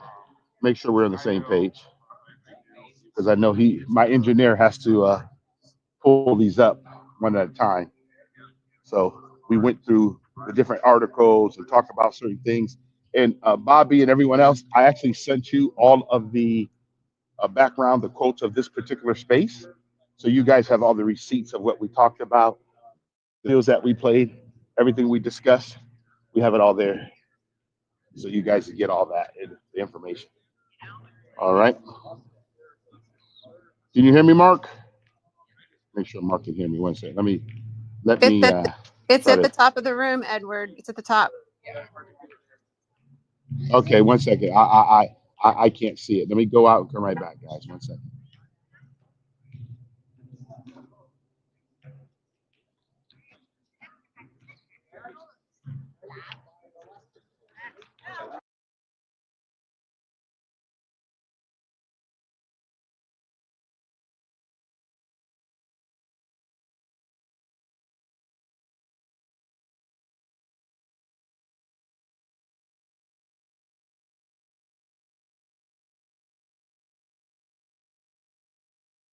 Welcome back. Thank you. All right, scroll down, Mark, to the first one right there, guys. You see, this is one of the things that we get to subscribe to based on our documentation. Natural rights. The Declaration of Independence asserts that all men are created equal and are endowed by their Creator with unalienable rights, which is absolutely beautiful, including life, liberty, and the pursuit of happiness. This idea emphasizes that right are, listen, inherent for and granted by the government. That means that we have these natural rights that come from, and I want you guys to see what it says. This idea emphasizes that the rights are inherent and not granted by the government. That means these rights come from our Creator. So that makes it different. Okay. Number two, guys, the consent of the governed, which is very, very important. The concept that governments derive their just powers from the consent of the governed established the foundation of democracy, which is again republic, and self-rule, ensuring that the people have a voice in how they are governed. This was revolutionary at a time when monarchies rule most of the known world. So think about it. That's what happened on Tuesday, guys. That's what happened on Tuesday. Rule of law. Check this one out. Rule of law. The United States Constitution established a system where the law is the supreme and even leaders are subject to it. This principle ensures accountability and stands against arbitrary rule, which was a stark contrast to absolute power seen in many other nations. That's why we always say the president do not own our country, the governors don't own our country. We, the people, own the country. We own it, not them. That's the difference. Okay, number four, separation of powers. The Constitution created a unique system of checks and balances among the legislative, executive, and judicial branches to prevent, to prevent any one branch from becoming too powerful. This set the standard for protecting liberty and ensuring balanced governance. Now, this right here is very important. This one, I want everybody to hear me on this one, because this is when you hear people say that that the president of the United States is going to become a dictator and all this other stuff that you keep hearing. This is why I know that people never read the Constitution nor the articles. They don't know anything. It's just really sad that we got people on the planet talking this foolishness, which is just absolutely talk about he's going to. Okay, understand that's not how our documents work. Our documents don't work that way. So I tell people all the time, let's stop the rhetoric and talk about the rule of law that we actually have on our documents. And everybody don't want to look at that. People want to talk, but they really don't want to be honest with themselves. But it's okay. We're good. So we're just keep moving along. So number five, federalism. Federalism, which is very important. The United States, pioneered the concept of federalism. Okay? Power shared between the nation and the state governments. This allowed for both unified national policies and diverse local governance, supported a system adapted to regional, regional needs. That's why we have 50 governors. So the state gets to do it. So when people hear that Roe versus Wade was sent back to the states, that's what it means. It did not stop anybody from doing anything. It's just now each state could have their own issues, their own needs, and the people of those states get to determine how they want to be governed. We don't think it should be, and I don't think it should be a federal responsibility. Actually, I don't even think it should be a state responsibility. I think the individuals be responsible for their own behavior. That's just Edward. The next one, look at this one. Protection of individual liberties. The Bill of Rights established specific freedoms, such as freedom of speech, religion, press, assembly, the right to a fair trial. These were unprecedented guarantees for citizens at the time and laid a framework for personal freedom unmatched in most other countries. Again, such a beautiful document. Next one, look at this, self-government. Self-government and representative. Look at this. Representative, it's supposed to be representative republic. I didn't go through this one, just but it's all good. The U.S. adopted a Republican form of government where the people elect representatives to make decisions on their behalf. This approach provided a model of self-governance distinct from direct democracies and monarchies. So when we send somebody up to represent us, they're supposed to be representing us. They don't get to, tell us what to do. They're supposed to be representing us when they leave our state. Next one. See, commitment to equality. The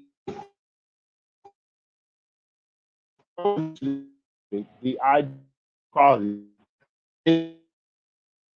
laid a groundwork for future progress. Or movements for civil and shaping a more inclusive society. That's why we get to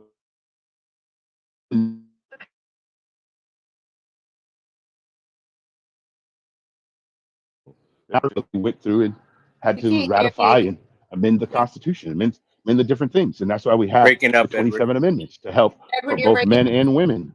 Edward, you're Next breaking one. up really bad on this one. We couldn't hear you really on that one at all.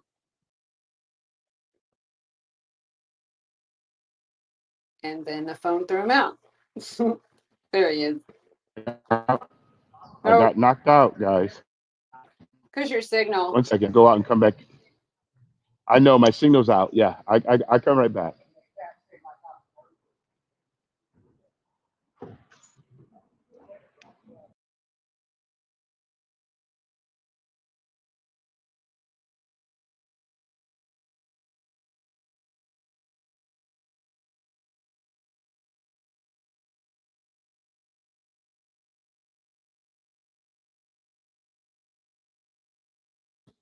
All right, can you hear me now, Mark?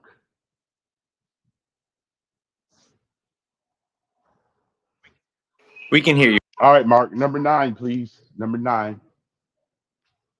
There we go. Thank you. Rights to revolution. Now, this part I want you guys to hear because people keep talking about J6 as if though the people did not have a right to redress their government. And no one ever told her what it looks like. So, right to revolution. The Declaration of Independence expressed the revolution idea that people have the right to alter or abolish a government that becomes destructive to their rights. This unpinned the notion that sovereignty ultimately resides with the people. So this is the part that I say. So what happened on J6 was the people of the United States redressing their government. So when people say, well, no, it's the people's house. It's not the politician's house. So for those people who have been arrested, put in prison on J6 for redressing their government and saying that they had some form of insurrection, which they were not armed, only one person died that day, and that person was conservative. This happened, but most people don't even know her name. It's pretty sad. So a fellow American died at the hands of trying to redress their government.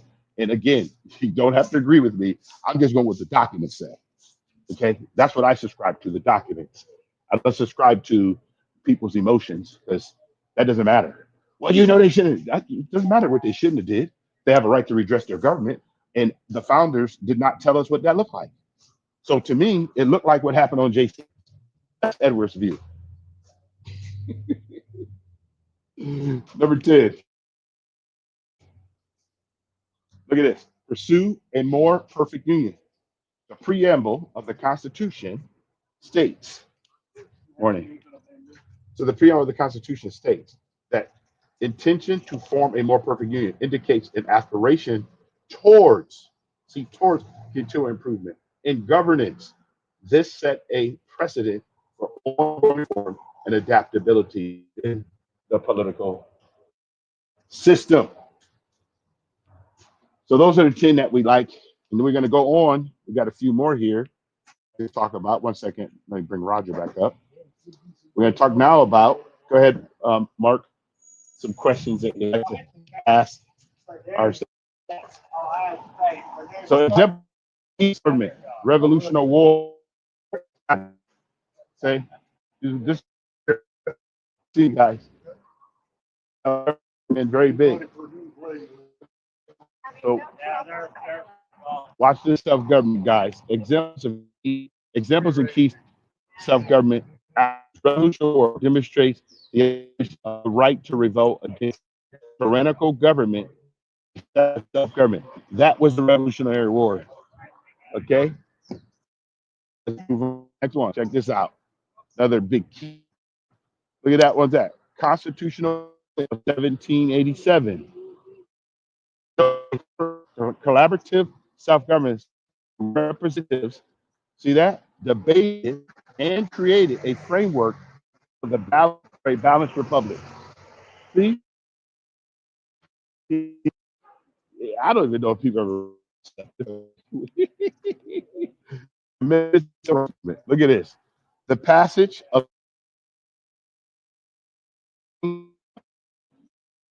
civil rights activism exemplifies the pursuit of equality in the people power shape governmental policies. Elections and civil participation. Regular, free, and fair elections of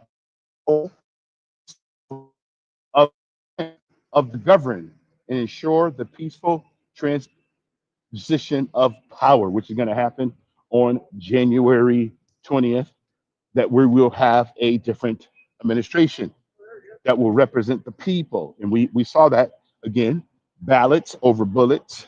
People decide that they don't like the form of government, which again, that's why I love our form of government, because it gives us clear understanding. Checks and balances. Check this one out. Checks and balances in action. Landmark Supreme Court cases such as Marabee and Madison just demonstrate judicial role in upholding the Constitution and reinforcing the balance of power. Next one.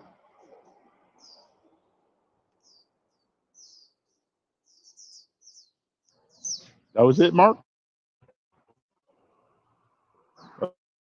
Okay, here we go. This is what it says. These ideals in action collectively embody the American vision of freedom, equality, and self-government, making the United States unique in its foundational principles.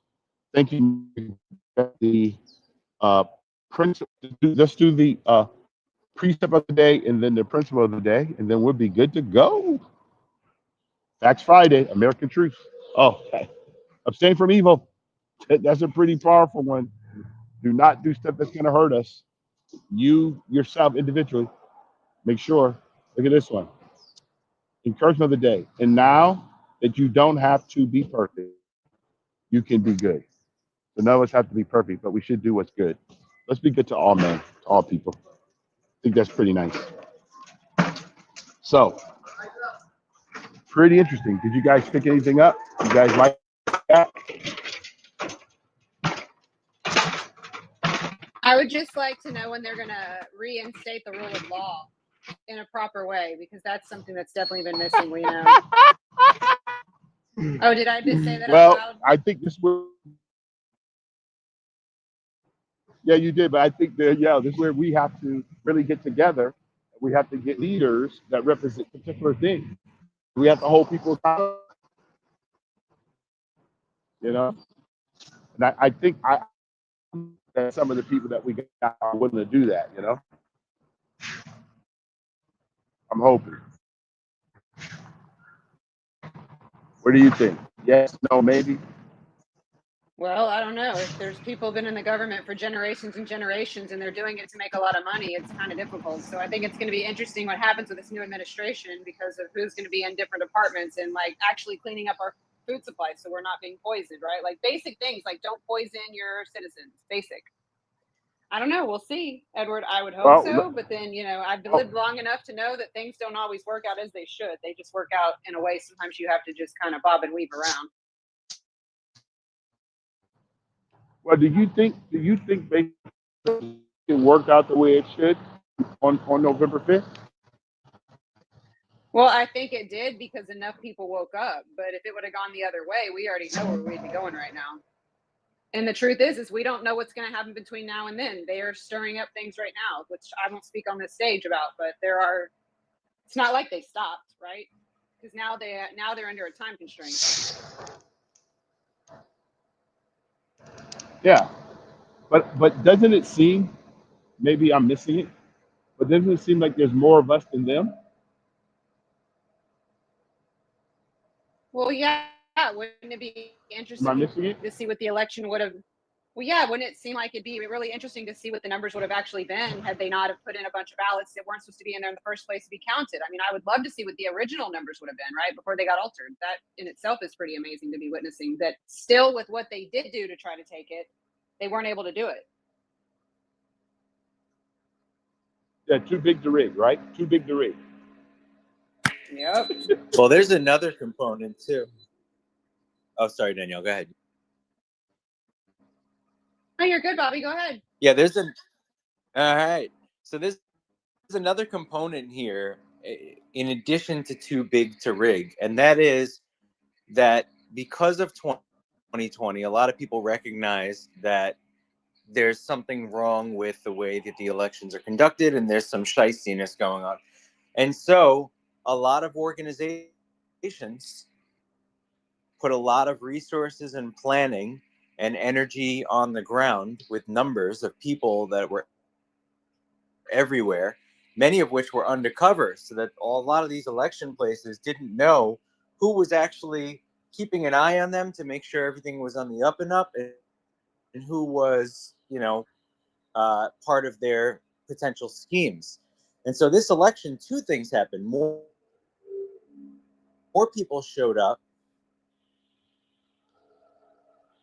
to offset any potential irregularities that may have occurred, but also they weren't able to get away with the number of things they got away with last time. Hence, the for any Democratic,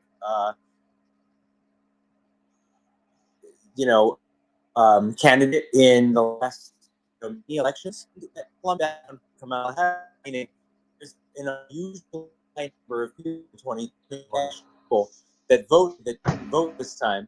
And I don't think it's just a matter of that the energy was for Kamala. It was also, I think, the reminder to us as for our principles and to make sure they can't cheat.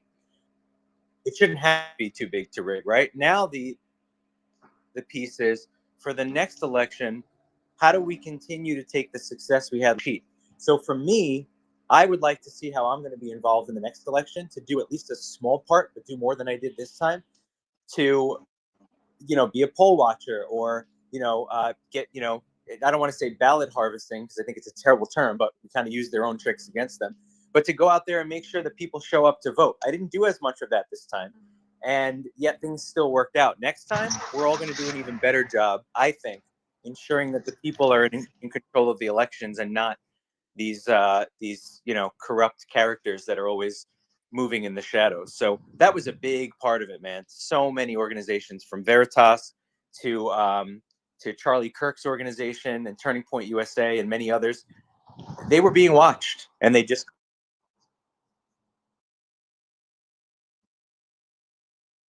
Now let's And keep that up moving forward, right? I think what really helped we is do have to keep that part up. But go ahead, I just Danielle. want to say that what I think also helped is all the early voting, because they couldn't flip votes in real time like they did last time. Like you saw it on the screen last time when it went down. You were like, wait, what was that? What just happened? Wait, that wasn't what the numbers were. How did they all of a sudden switch like that? And then nobody wants to pay attention to it.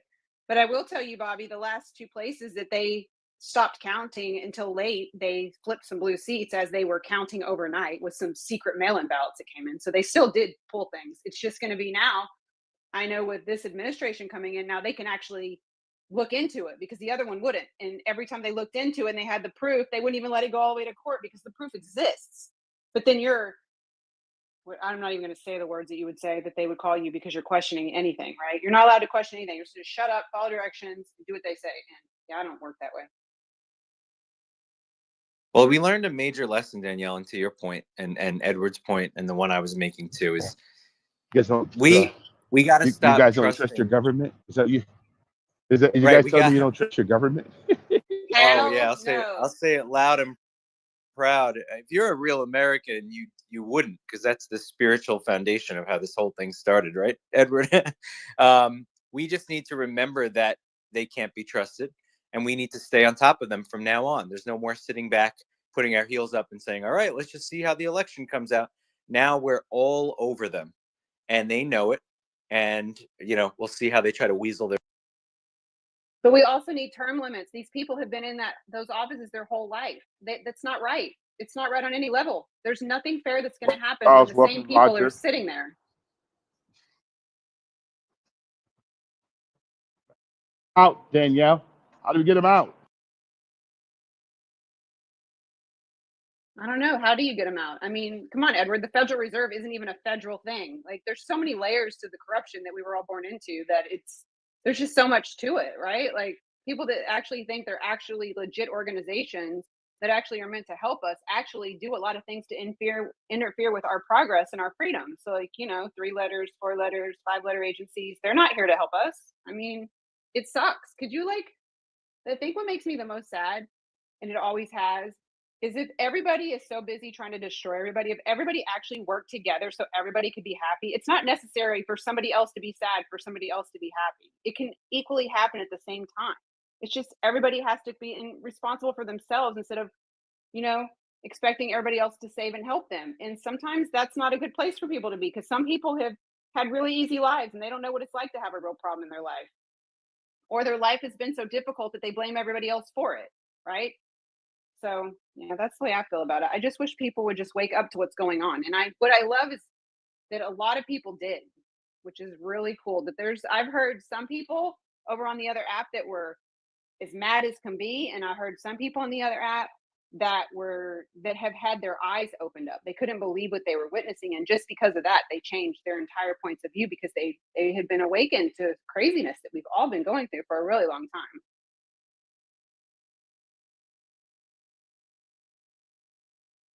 Poor Edward and his signal.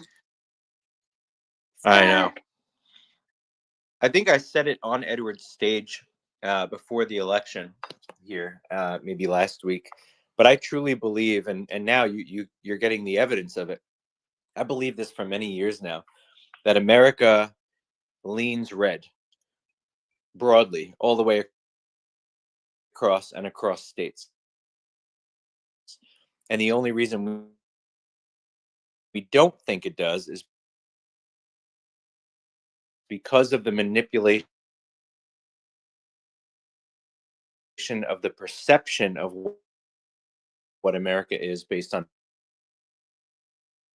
polls, quote unquote, and the news and how they report things and highlight things. We think there's more crazy people in the country than there actually are, who believe some of these of us consider to be more that are promoted. And in reality, the country leans red, as maybe perhaps always will. It's not purple, not bluish, it is reddish. And I think the Democrats will have a hard time winning forever. And I would put money on that. So if Kalshi decides to, or Kalshi, or however you pronounce it, decides to put up a betting market for that, maybe I'll do that. Can't we put up betting markets? If voter ID is passed, will Democrats ever win again? No, they probably won't, or at least not anywhere near the level they do now. They only win because they cheat, and I'm more convinced of that than ever based on this election. Can we get rid of the Dominion machines? And can somebody tell me what happened with those 20 million votes? Somebody please tell me what happened. They're not here, and they were here last election. How is that possible? Oh, don't you know that Joe Biden was just the most popular U.S. president candidate ever? Crazy. Honestly, I think what is scaring me the most right now is there are people out for blood. There are people that have been so taken advantage of by the system that drove so much fear into them. I don't know if you guys have seen some of these TikTok reels that people have taken people's TikToks and put them together. There are people that are completely misinformed about the reality, and they are freaking out. Like, there were people talking about assassinating the president. Like, it's really nuts what I've been seeing right now. And it's so scary because they've been lying to people for so long that they believe it because of this generations that have come up after us. I just say be careful when you're out and about, especially if you're representing something and you're wearing certain things that can make you a target because of how people are behaving right now. It's a scary situation that we're all in that they've created. Well, it's a mental health crisis too, right, Danielle? Because when all the Republicans, or all the people who were not Republican like me, I'm an independent, who voted for Trump in 2020, saw that we believed the election was stolen. Like in this case, they just didn't get their way, and it's very clear it was a more legitimate election and outcome. There's nobody claiming there was cheating, at least not on the scale that people felt in 2020. But in 2020, we didn't go and, this is just a fact because I'm hearing reports like you are, Danielle. So there were not mass reportings of Republicans and conservatives and independents committing suicide because of the election results or completely breaking down. We kept our head on straight. We were practical. The vast majority of people stuck to the rule of law, despite the fact that we believed the ultimate rule of law was broken, which was essentially, you would imagine if you stole an election in America, that's treason. So we knew that people committed treason, yet we still did not mentally break down. We came together, made a plan. Everybody got their stuff together, said, how did they do it? Let's make sure it doesn't happen next time. And we did a better job in 2024. But what's happening on the other side isn't even claims of fraud or anything like that. Not that I'm hearing, broadly. It's just we're not happy with the results. This is terrible. And they're going nuts. I mean, I didn't see a single Republican freaking out, punching, slamming their TV with a hammer, punching their hands against walls, screaming and crying like a child, even though you're 38 years old. We didn't see any of that. To me, that seems to suggest, and I'm willing to be proven wrong, but that to me looks like mental illness and mental instability. And I don't say that lightly.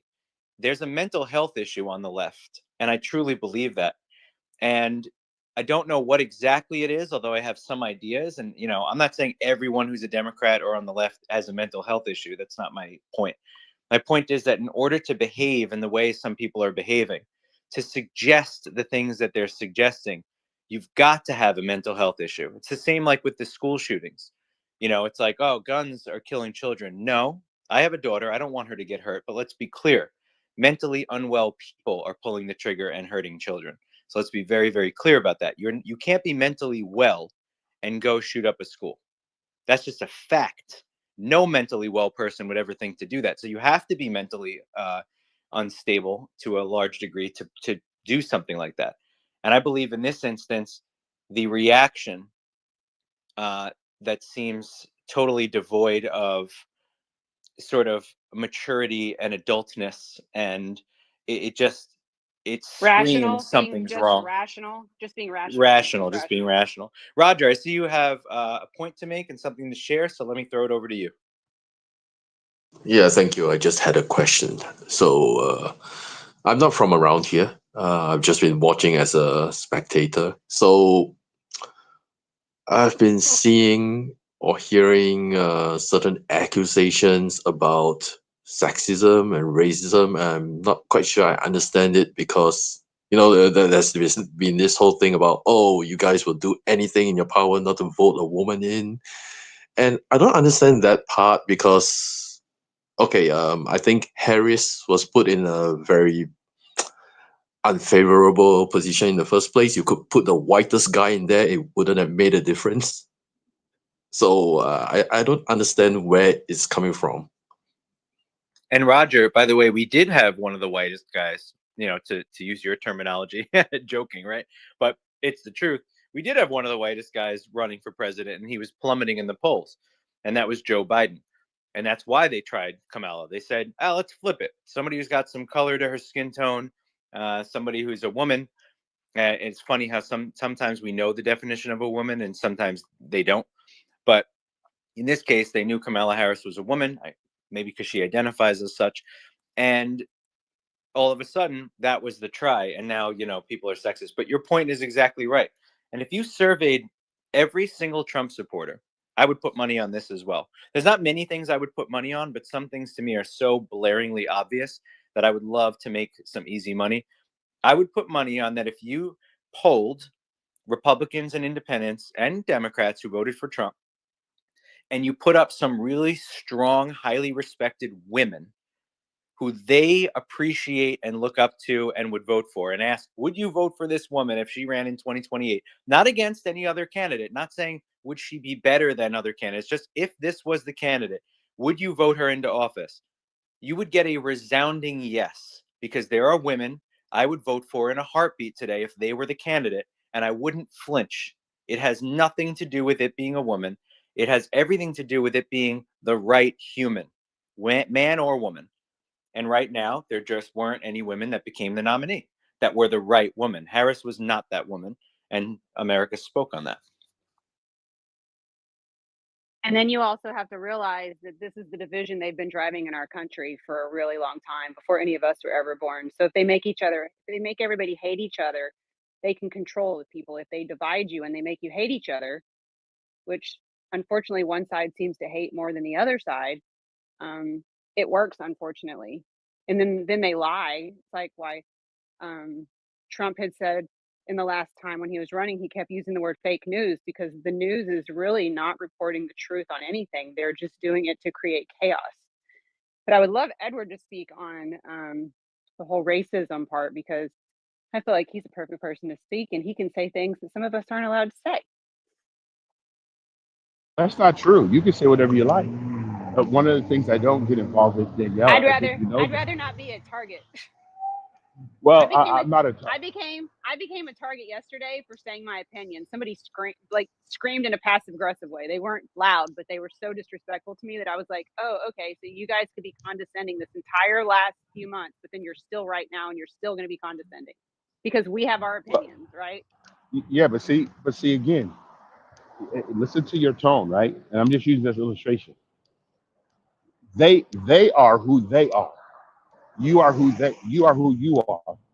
So instead of you saying they were condescending, no, they are condescending. Not towards you, not towards me. So when I hear people talk to me and say, well, you are a ethnically black person and you should be doing this. No, I'm an American. Okay, I subscribe to the 3 documents. Nothing about my ethnicity has anything to do with how I vote, what I say, and what I do. Okay, I did not choose my wife because she happened to be a ethnically black woman. No, I choose her because she has the same values I have. She's in the same environment that I live. You know, so when I hear people make these comments, and this is one thing I want to say to Bobby and you guys too. We have human beings on the planet. That's all we have. Okay, no one's perfect. No one's trying to be perfect. So this is how I see it. Whether they're right, whether they're left, there are a lot of people here that just desire to be evil. Period. Not legislate people. One second. You and I can't legislate people to do anything. Like when you talk about the Federal Reserve Board and the EPA and the FBI, we've had people who believe in power over purpose. Okay, this has happened for years. And we not had enough people fight back. Like when people talk about it's about a woman, it's about ethnic racism, all this stuff. No, these are the people who want power. That's what you got to look at. It's not even mental health, Bobby. It's people who want to control other human beings versus saying that you have autonomy, you are your own person, you go out there, you make what your life should be. Again, we read it just now. Life, liberty, and the pursuit of happiness was not given to us by government. It was given to us by our God. And unfortunately, because they've played all these cards very well, I mean, everything they've done well. They got customers out here, guys. You know what? I'm a victim of this. I'm a victim of that. I'm a victim because I'm this. I'm a victim. No, none of that stuff is true. You made yourself a victim. Like, especially when I hear people that look like me talk, like yesterday I was on the same kind of panel you were on, Danielle. And people say, well, that's how they talk to black women. No, that's how they talk to black women. That's how they talk to you. That's how they talk to you who happens to be black because you come across that way. Like my wife always says to me, you are only responsible for what you say, not how they hear you. Because people hear things the way they want to hear them. Okay? And I tell people all the time, don't put me in a group because I'm not part of your group. Okay? I'm not pro-black. I'm not pro-white. I'm not pro-Asian. I'm not pro-Hispanic. I'm pro-human. Okay? That's what I am. I'm pro-human being. I want to respect all people. I just want them to respect me. That's it. Respect my behavior. Don't respect me. Oh, he's a male or he's ethnically this, ethnic. No, just respect me and that's just what I say. Limited government. Leave Edward alone. And if you believe something and you believe someone's trying to take something for you, fight for that. Like some of my friends tell me all the time. Well, you don't think that reparations should be? I said, first of all, let me explain something to you. I'm 61 years old. Okay, I have never in my life ever wanted something that I didn't earn. Why would I? Listen to my words. Why would I even take the audacity to think that I should get something from men I never met, people I've never done anything with? The audacity for me to think that they owe me something, and then I'm gonna blame the group of people in this generation for what happened 200 years ago? Is this even? Is it this now, Bobby? That right there is clear mental health. Okay, where people actually believe that they deserve something that they never earned. Oh, because they did injustice. They didn't do injustice to you. They did injustice to those people. Now, if those people would have fought for it, that would be a different story. That's what they're fighting for. But for me to sit back in 2024 to hear the vitriol of race and women and pride, I thought pride was bad. We got Pride Month for people who do not like life.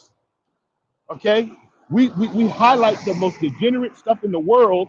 We want people to have clean needles. We want people that we listen, 7 states voted for marijuana. Come on, guys.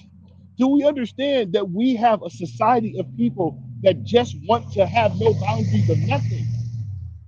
So I don't talk about race in the way people think I should, and I tell them because I'm not a race person. I'm part of the human race. I'm on the same planet everybody else is. And yes, there's been some bad stuff that happened on planet Earth, but I'm never going to claim that one group of people had it over another. Black people were not treated any different than any other race of people on planet Earth. Every people group on planet Earth either slaved their own people or sold their people into slavery. So I'm not going to take that one. And that's just one form of government. How about all the people on the planet that's never been a slave or never owned a slave? Do we ever talk about that side of the coin? We always talk about one side. How about all the people that's never been involved in it?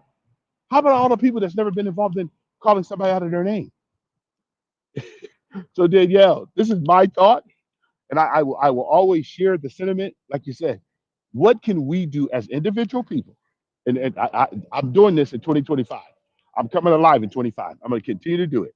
I'm adopting liberals for the next 4 years. Any American that's a liberal, I'm going to adopt you, and I want you to understand one thing. I'm going to explain to you together these 3 documents. You may not know they exist. You may not understand them. You not read them. But if you give me the chance, I will adopt you, and together we will read them. So then you will understand the fabric and foundation of America.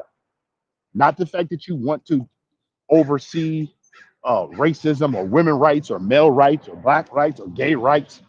None of that's part of our three documents. So that's what I say, guys. I hope that was a little bit of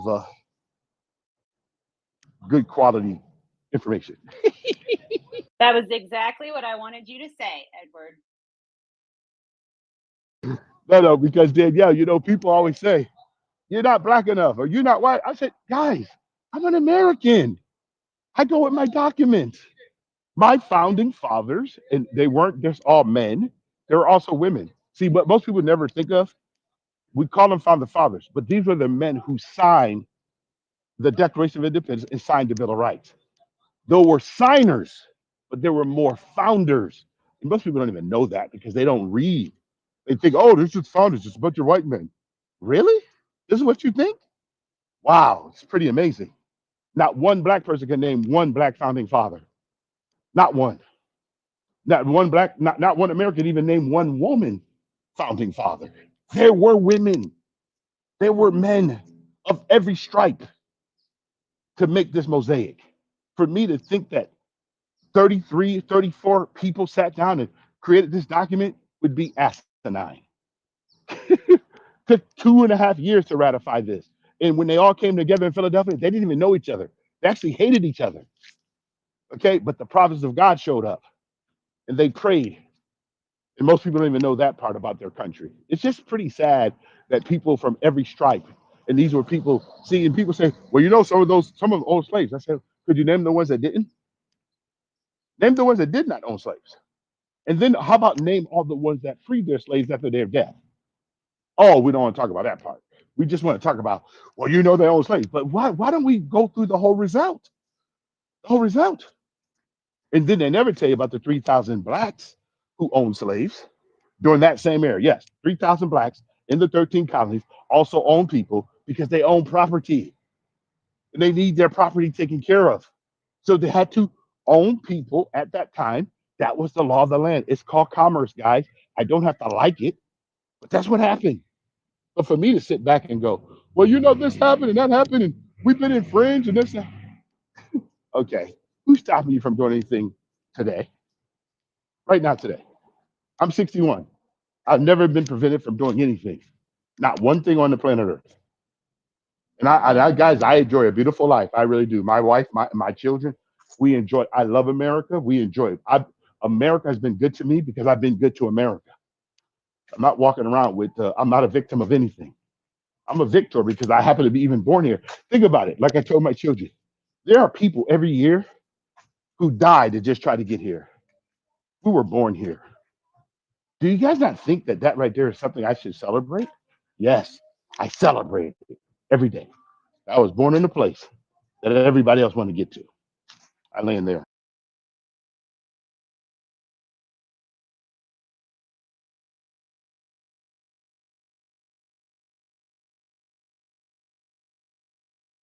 Roger, does that answer your question? Does that help you? I have a tons more actually.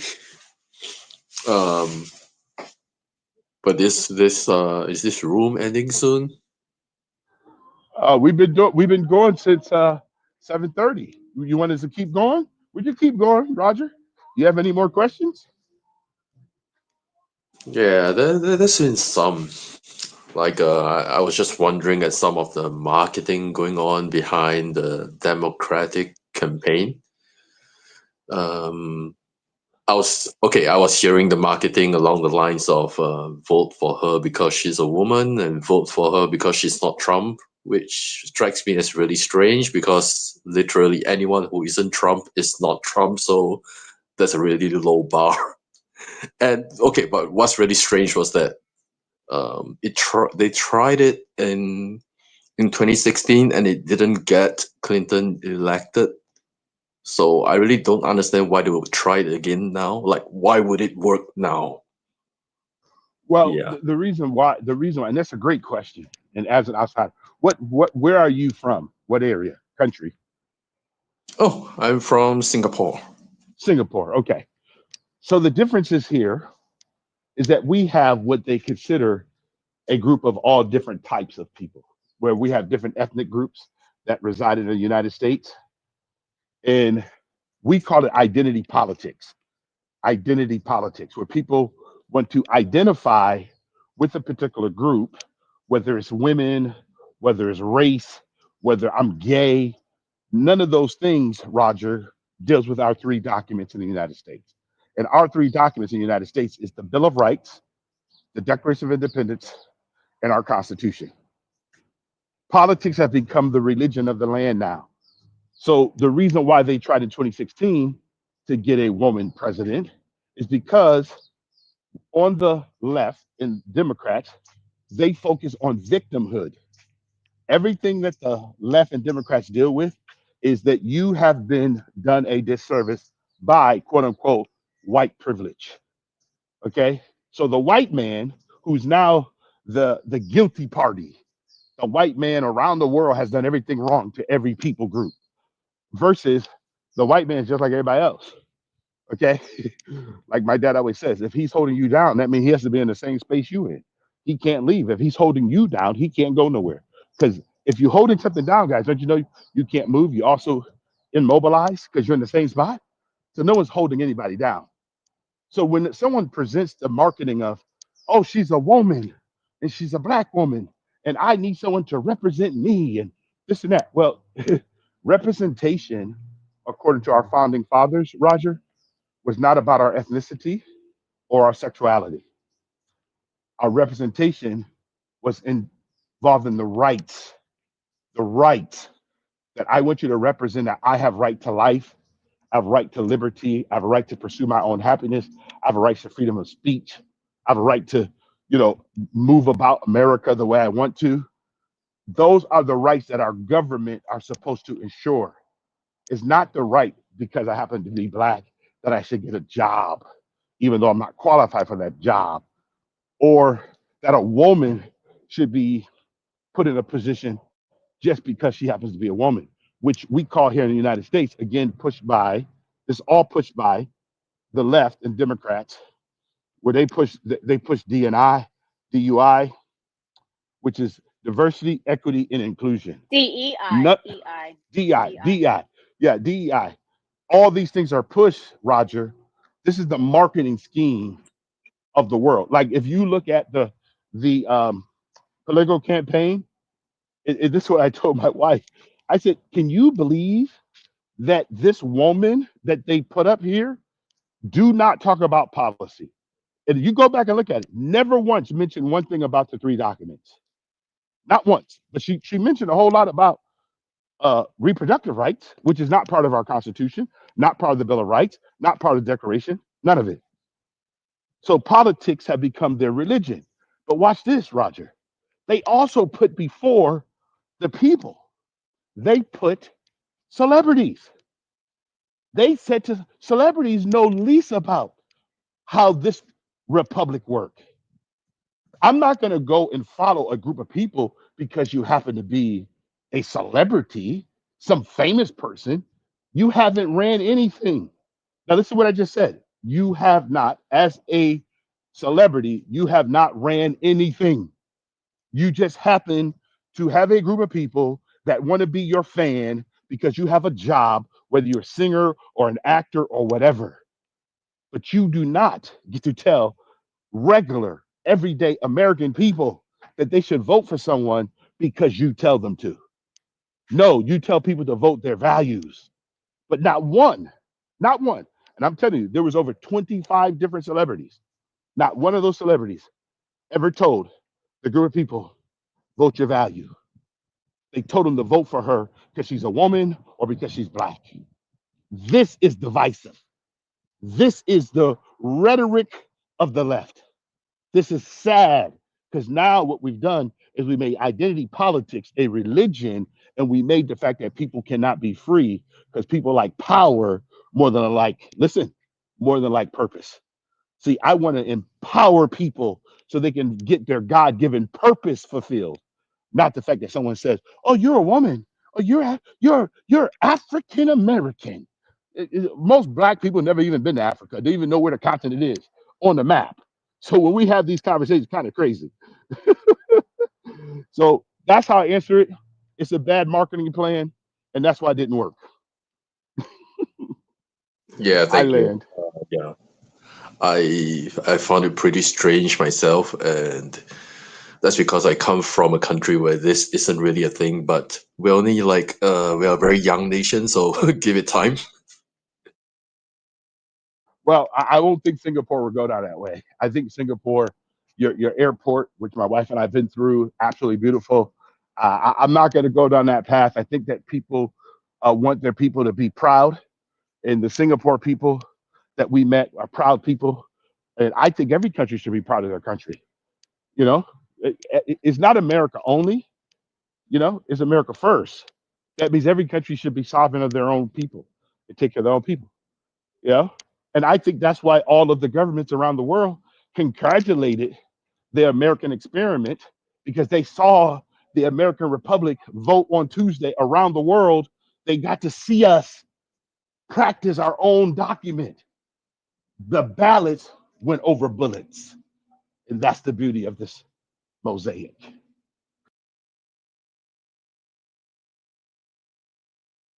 Ballots over bullets. Nice.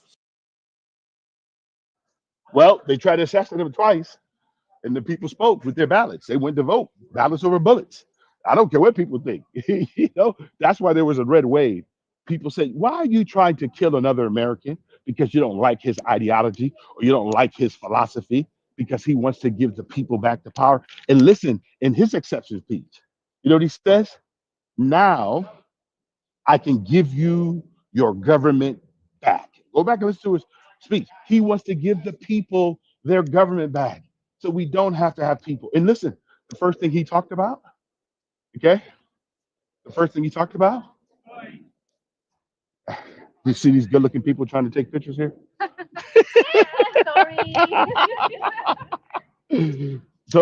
think about it.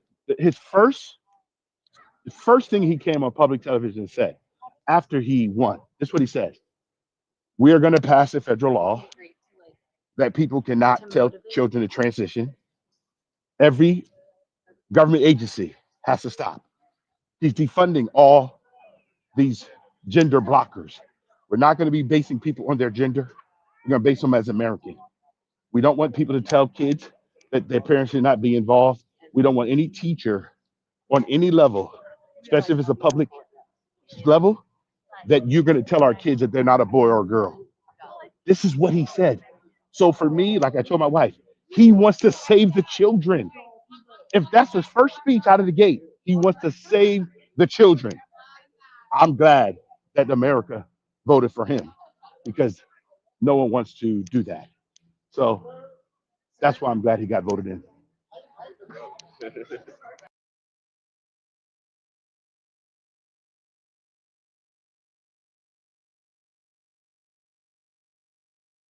Hello, Nelson. Hello, Candace. Hello, Tony. Welcome to Facts Friday. You guys are always welcome to join the channel up at the top. Just click it and follow the channel, please, if you like. If not, you're always welcome to the space anyway. We can all be friends. Thank you, Edward. Thank you. Oh, you're welcome, Nelson. You want to share anything, Nelson? Not really. I'm still kind of at work, so I can't talk much now. No problem. I'm going to send you, Roger. Did you look at your back channel, Roger? Danielle, make sure you guys got it. Candace, I'm going to send you guys our whole room today, since you guys.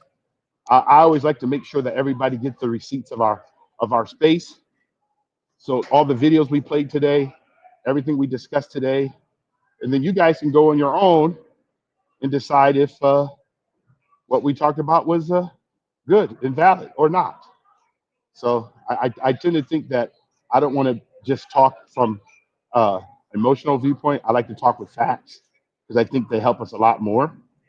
Because then people can say, like my children always says, well, Dad, this is going on. And these people say, and I said, compared to what? What are you comparing it to? Okay. And then I asked my children after they say, what do you compare? Well, oh, well, Dad, I don't know. Well, don't, if you can't compare it to anything, it's not a big situation. Then I asked them the second question. Give me the empirical evidence of this particular event. What is the evidence or the information, the knowledge that you're talking about? And then the last question I asked them, At what cost are you planning to support this? At what cost? Are you going to lose your value system, your honor, your dignity over something? No. That's why I tell people all the time. A person asked me the other day, do you want to have a drink with us? No, I don't drink alcohol. Well, why don't you drink? Did you have a problem? No. I just made a choice. I don't drink alcohol. They looked at me like I was crazy. I said, you made a choice to drink and I made a choice not to drink, but you're upset that I made a choice not to drink. But I didn't get upset at the fact that you made a choice to drink. It's just that they said, well, I want to get on the rocks. Well, go ahead, get on the rocks. I just have a water or a club soda. That's all I need. But these are the things where I think a lot of us, we're so moved by other people. That's what I mean by all this identity stuff, identity politics. Oh, I got red bottom shoes on, or I got Louis Vuitton, or I wear Gucci. Who cares? I mean, this is the kind of stuff that we've come to, that we're more concerned about the things we have than the people that we are. I'm more thinking about who are you, not the clothes on you. Who are you? My dad always says, don't listen to what people say. Watch how they behave. And then you know if they're a person of integrity or not. How do they behave?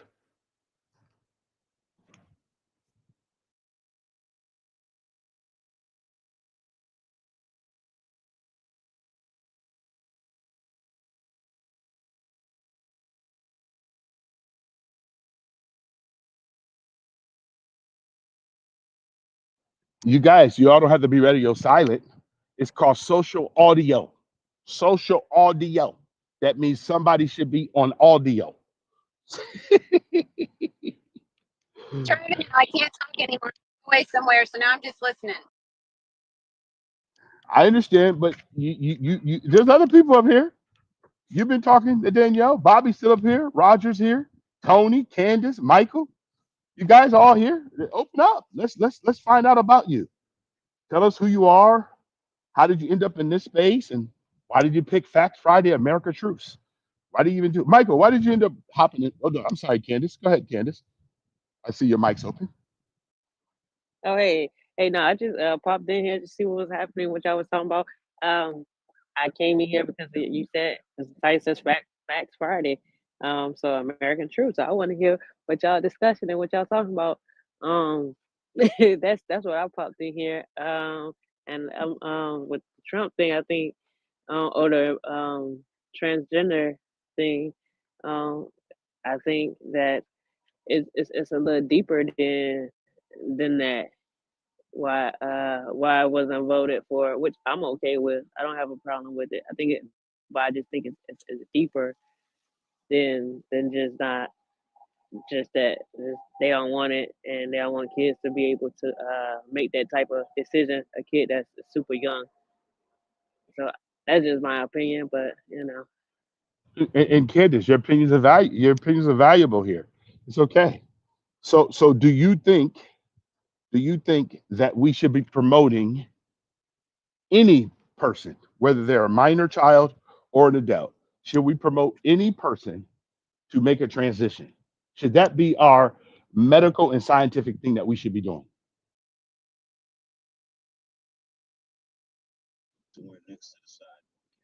Right here, where it say no parking. Okay, you guys are parking. I don't think that's You smart. guys are parking. Ooh, So Candace, you hear my question, Candace? Can you guys hear me? Or did I go out? Oh, you're I hear just you, fine. Edward. I hear you. All right, perfect. So what do you guys think what I just asked? The question I asked is for everybody. Do you guys think we should be promoting this kind of... Go ahead, Candace.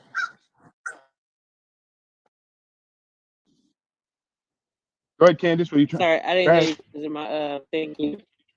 I think my thinking disconnected. Might be trying to connect to my car too. So Okay. go Can you ahead. hear me? Can you hear me now? Yeah, I can hear. Okay. So do you think we should we be promoting this either to minor children or adults?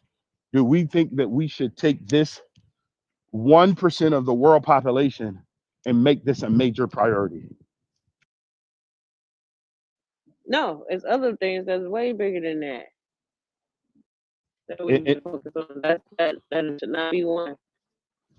and so, Candace, that's where I stand. You know, for me to know that we have a Pride Month. Pride Month. Now, I thought in my life that being proudful was not good. Is that the consensus of the panel here? Is that the consensus? Okay, I got one check mark. So everybody think that pride is still good? Pride is okay? Everybody think that? I'm driving. I'm driving. I'm not going to do anything on the stage, so don't judge me based on no response. Thank you, Edward. No problem, Danielle. You're so funny, Danielle. You're crazy. What's the context? I mean, Context. pride. You know, Yeah, no. for Okay, the context is we have a Pride Month in the United States of America and around the world. Okay, to my knowledge, pride was not a good thing. I'm 61 years old. I was always told, do not be prideful. Did I get that wrong, or is that still a sentiment? yeah, I think so. It's like, look, I'm a pretty young person. I was born in the 90s, right? And for me growing up, it was in fact, I remember it very clearly where I always got the message of not be prideful. And I always thought my question to myself was, wait, so are you not supposed to be proud of the things that you do, kind of thing? And of course I was a kid at the time, so that was like a very a pressing question that I didn't know the answer to. But as I got older, I think what it sort of is sort of a having a check to the ego, right? So I think it's useful to probably important to have pride, but I would preface that with a healthy amount of pride, which is for the things that you do and for the person that you are. And that's about it. But should you be proud of the like your material possessions? Probably not, right? At least for me personally, I would lean against that. But I think for the things that for the person you are, how you treat others, and what you've done, I think it makes sense to be proud of those things, but still not in a like boastful way, but more so in an internal pride where you're like, damn man, I really did that. I really put in the work, and I'm really glad that, I stayed the course, kind of thing. Very good response, Michael. I have Credit on the stage here. Hello, Credit. How are you? I'm hungover, but I'm here. Okay. She's so crazy. Are you? So I'm gonna ask you a question. Credit. It's into your particular realm. Should we be pride? Should we have pride in bad credit, or not being able to pay our bills? Should we have pride in that? What do you mean pride? Say it again. What do you mean by pride? I don't. Can you Should I reframe? should I be proud? Should I be happy that I have bad credit? That I spend more than I make and everything I have is way out of control. Should I be proud of that?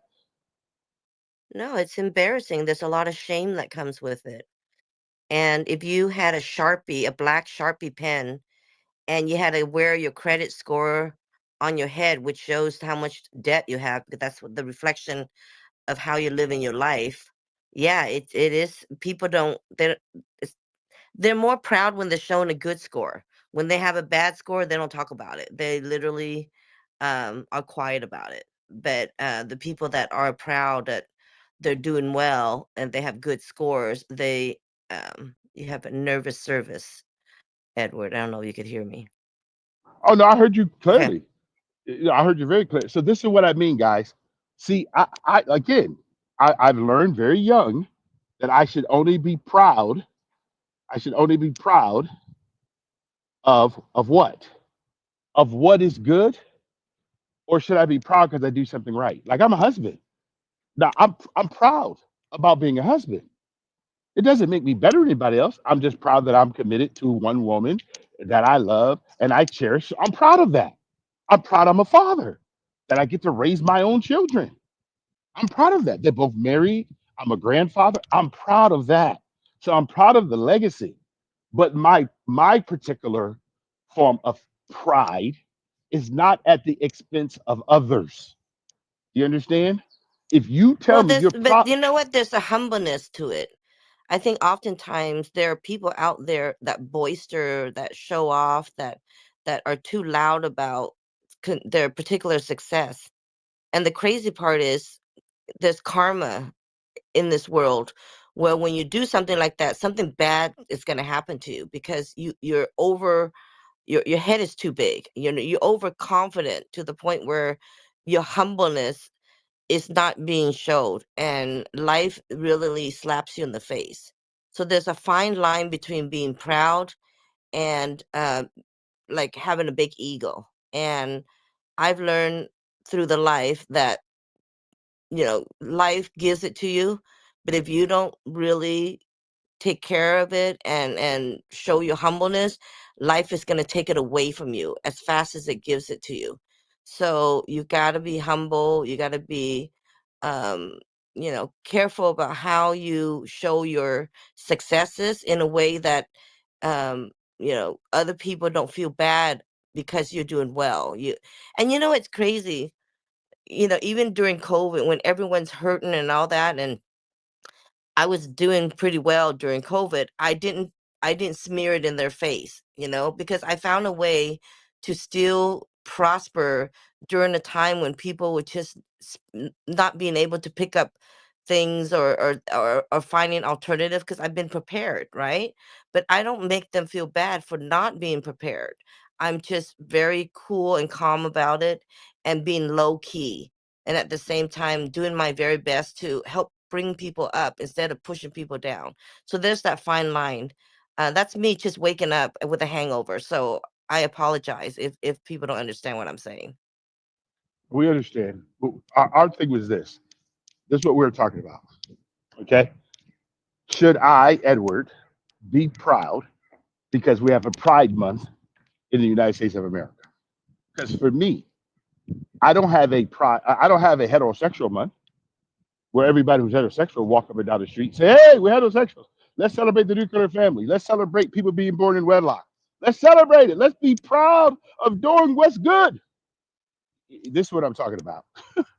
So I'm looking at all the oxymoronic things that we have accepted in society because someone told us that we should have this and that. And I'm saying to you, this is what the scriptures tell Edward. Pride comes before the fall. That means this nation will be judged by holding things high when they should not be. We should not be celebrating when people are hurting children. We should not be celebrating when people are hurting themselves. I do not believe in clean needles. You guys heard what I said? I don't think any state should be giving out clean needles. Okay? I don't think people should be doing drugs to any. Listen, again, I'll tell you Edward's position. You can do whatever you want. That's the beauty of your choice. You can choose whatever you want in life, but don't penalize me because I don't want to choose it. And I don't want other people to have clean needles in the city that I live in. I don't want people to have that. I want people to be healthy. I want people to live long life. That's what I want. I don't want people to think, oh, because life is so bad, I got to go now shoot up or I got to go get cocaine or whatever. I don't care what it is. And I've learned this. I'm 61. I've never smoked cigarettes, never tasted alcohol in my life, never done a drug. Not because I can't. I have plenty of money. I could do it. I just choose not to do it because I learned in my life that for Edward, my dad taught me this. I think I was 12 or 13. He said, son, no substance, no abuse. He said, if you never touch it, it can't abuse you. And then he said this, and that includes women also. Get married to one, take care of her, and you'll have a good, successful life. And that's what I had at 61. So I got that from my pop.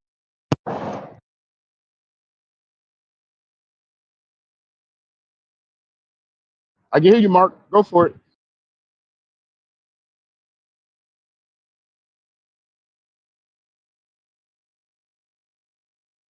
It's working now. It's working.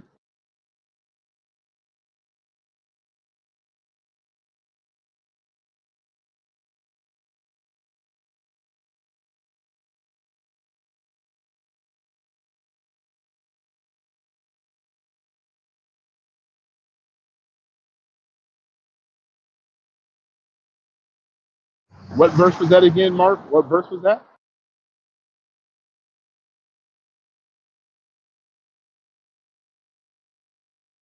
So you guys heard it. That's a biblical verse of scripture. It says God resists the proud, but he gives grace to the humble. I'm going to take that verse and live by it. I like that. I don't want to be prideful. I want to be humble because I like grace. I like things given to me that's graceful. I land. What's up, Sashi? Welcome to this place, Sashi. Made time for you today, Edward Lynn. Do you see that? Good to see you, Danielle, Bobby, Roger, Mark, Michelle, Mikhail. Sorry, Mikhail. Yeah. I said, where is this man? Is his room still going? Let me hop in there. What are you guys talking about? We were talking about Facts Friday. I'll send you all the clips, everything we talked about American truths and how America was founded, the 3 documents, and actually what happened again on November 5th. What happened in America and why we where we are, and all the things that happened. We are a country of laws, and people decided to go to the ballot box over bullets. When people try to kill a political figure because they don't like that political figure, the people decided ballots over bullets. Okay, we cast our ballots and we told them, you try to kill people because they have a different political view, we're going to go to the ballots and get you all out of office. Because you guys know that these things don't just happen in the vacuum. I believe it's all set up by somebody, whether they're in government, outside of government, doesn't matter. Somebody told somebody to do something. Because I don't believe that the 2 people that attempted to assassinate Donald Trump did it all on their own. And it's not a conspiracy, guys. I just don't think young people have that much interest in politics. They don't know politics. And for you to say you want to take someone's life because you don't agree with them, now, Bobby, that by itself is a person out of control. That's mental health, Bobby. That's real mental health. I land. Edward, I did have a question because you mentioned something about scripture, and there's a scripture that I've just found, right? I didn't have any prior knowledge of it before, because I started looking into it, right? And it's I believe it's Galatians chapter 6, verse 4.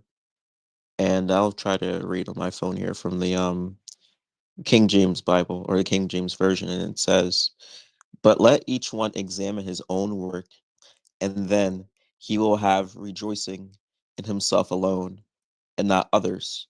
But here's another version of the same line. This is the New International Version, and I think it relates to what we're talking about with pride. And it says, "Each one should test their own actions.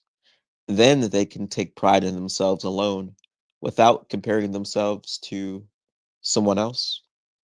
So whether it's the difference is, if there's a difference between rejoice or pride. But I was wondering, what do you think about that verse, Galatians chapter 6, verse 4, in the context of pride?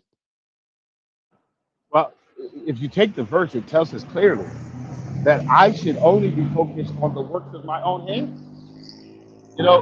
This is what's wrong with our politics today.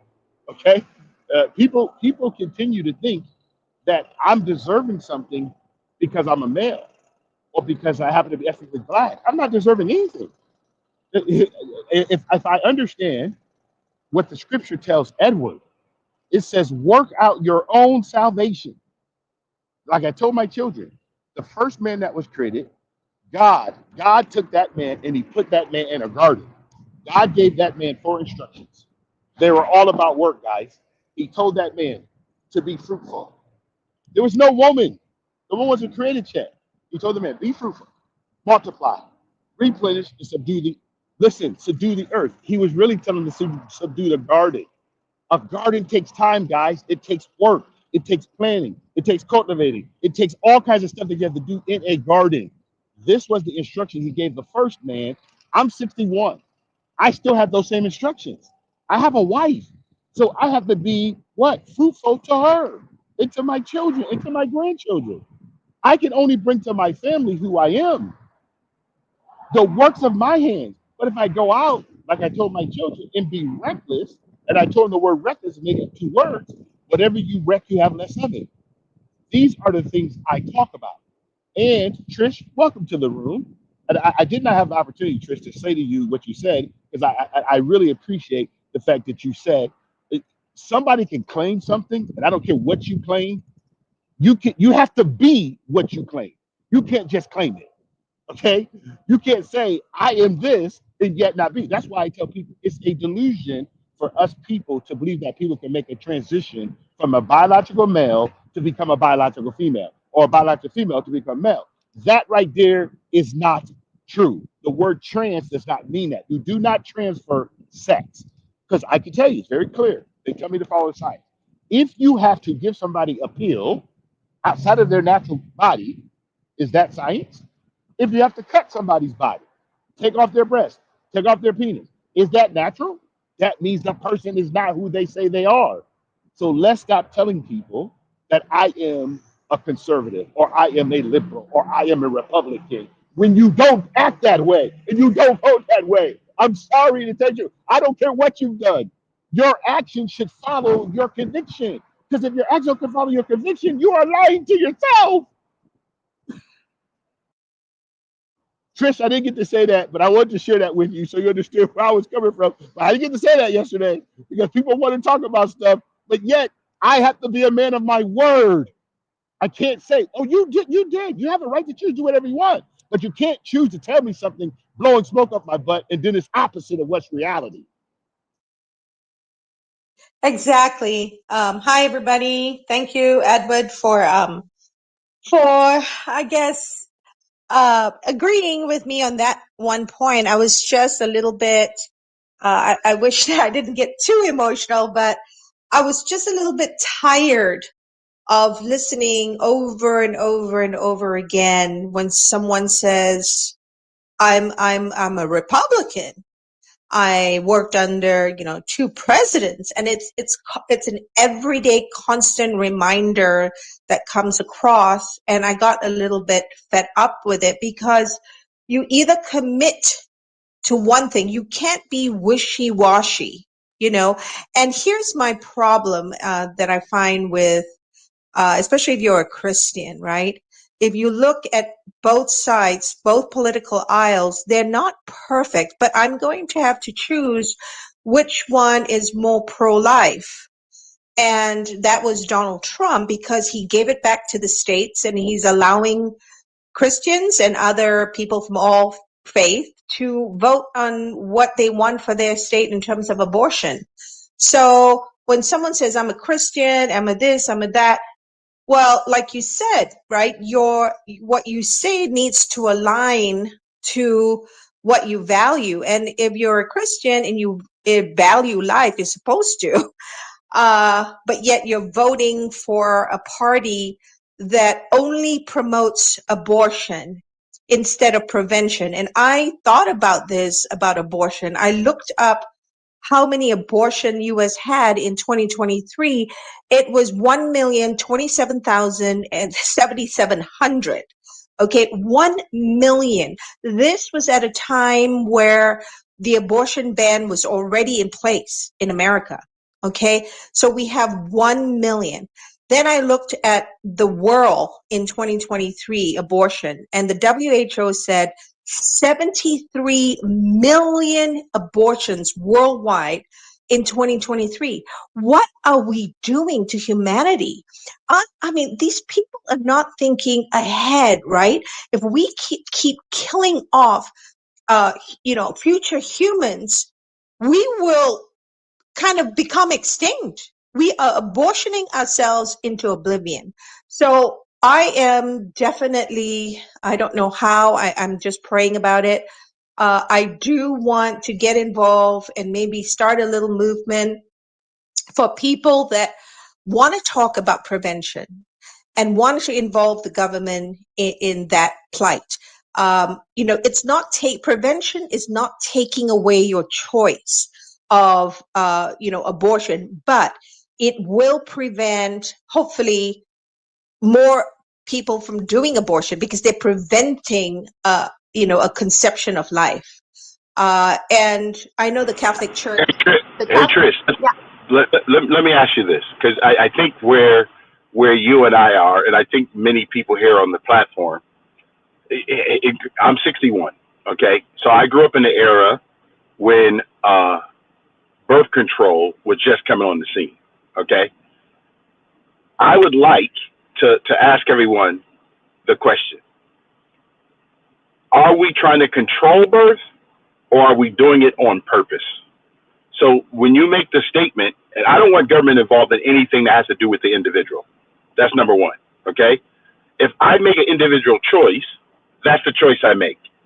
I tend to think the moment government gets out of it, then people have to be more responsible.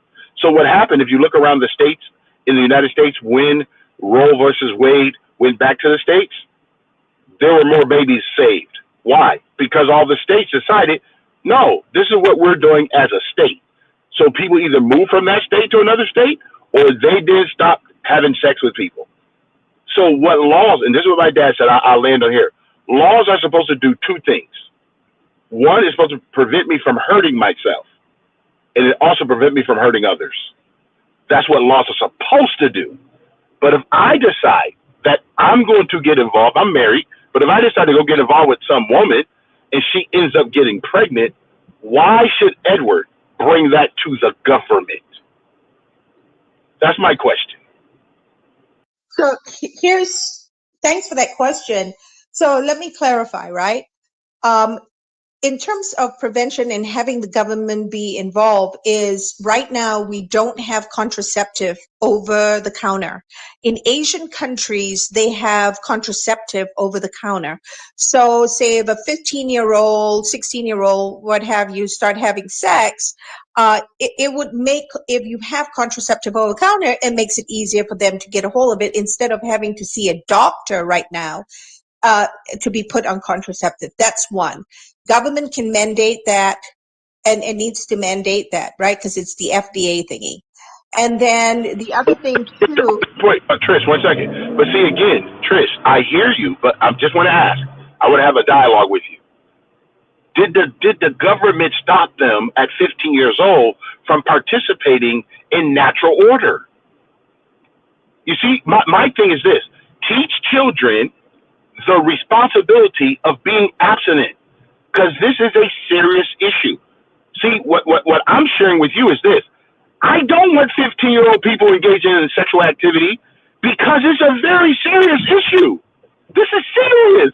So if I then say, let's promote, let them have sex, what is it doing to us as a people? Because we have so many people that's been with so many people.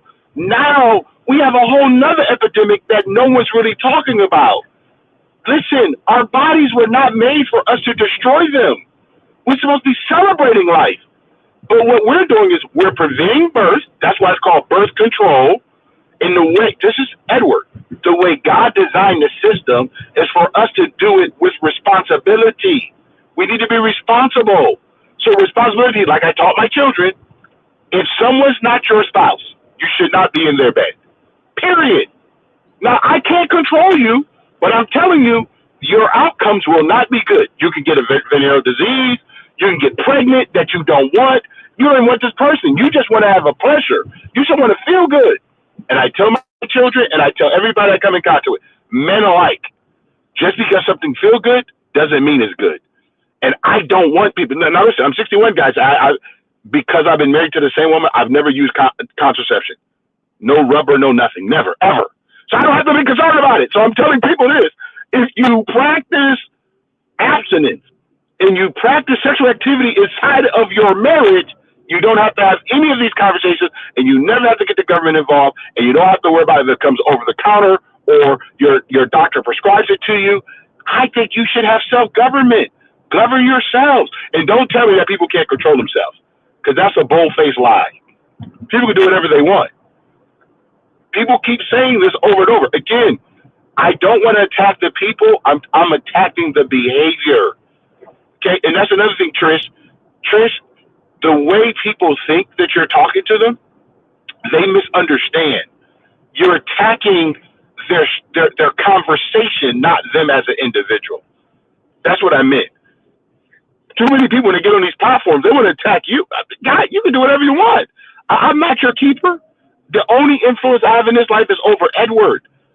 That's the only influence I have. But if you think I'm talking to you because you're white or you're a woman or you're Hispanic or you're Asian, no. I'm talking to you because you're another human being like I am. All I'm saying is I don't want to encourage. So what I do, and I'll land on this, Trish, what I do is I tell all young people 4 things that you have to do anywhere in the world if you want to be successful.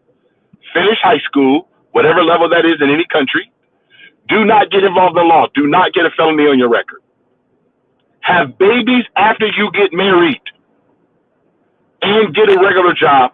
Do that for 40 years and you'll be successful. You avoid poverty anywhere in the world. Do those 4 things, you'll be okay. I agree, Edward. I think, I agree with everything that you said. We should not be promoting, for a 15-year-old, 13-year-old, what have you, to have sex. I agree with that. So for me, comprehensive prevention is education. It starts there. It starts in the school. It starts, developing a philosophy about life, about family, about marriage. And these are things that are missing. It's gone out of school, right? Especially after they took God out of all the schools. So I'm hoping, yeah.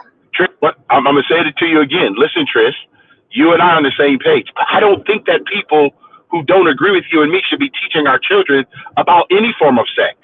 I don't want it in school. I taught my children, my wife taught our children about their own body. I don't want somebody I don't know and never met to be teaching my children anything about their sexuality. I don't want comprehensive sex education. I think that's our problem. Now we got people teaching our kids all kinds of stuff. bestiality, using bananas on teaching. No, I don't want this. I think we've gone way too far because we believe that education should be only teaching people how to make a living, not to be morally correct. I think that should be taught by the parent. And if you're not parent enough, you shouldn't be having kids. Okay? That's all I believe. I don't want a public entity telling my children what they can and cannot do, or teaching them how. Some of the books here in the United States, Trish, they're out of control. And they were written by people who do not have our children's best interests in mind. That's why I believe it should start at home. Yep. That makes sense. I agree with you. The old-fashioned way, would start at home. But so perhaps, I'm all into education, right? Because I come from a country, Singapore, that pretty much was just an island with no resources. And the only the government started to think like, well, we don't have any resources. What should we do to create, an economy? So it's become a tourist industry. And the way they did it was they started to educate the citizens in the 1960s, and they started in elementary school. And the campaign was called the Courtesy Campaign. They actually educated the citizenry there how to be, kind, how to accept accept and tolerate other people's differences, all that kind of stuff. But they were planting the seeds of how they could develop a tourist industry. And so if you look at Singapore today, it is incredible, right? It was from nothingness to a island country that is one of the richest in Asia, is very technologically forward. The island itself, the country, is now one of the blue, they call it the blue zone. People are very healthy. Why is that? It's because the government has a very comprehensive plan. They do give you somewhat of, personal autonomy and freedom, but they also offer, they offer the path to whatever you want to make in terms of abortion. They do, have, like I said, contraceptive over the counter. They have supplements like health, like IUDs, things like that for prevention. Unfortunately, in the 60s, they were trying to control the population, and this is why I'm concerned about abortion in this country and all over the world, because when you look at Singapore and China, we have a problem. We were finding people because it's a totalitarian socialist country. We were finding.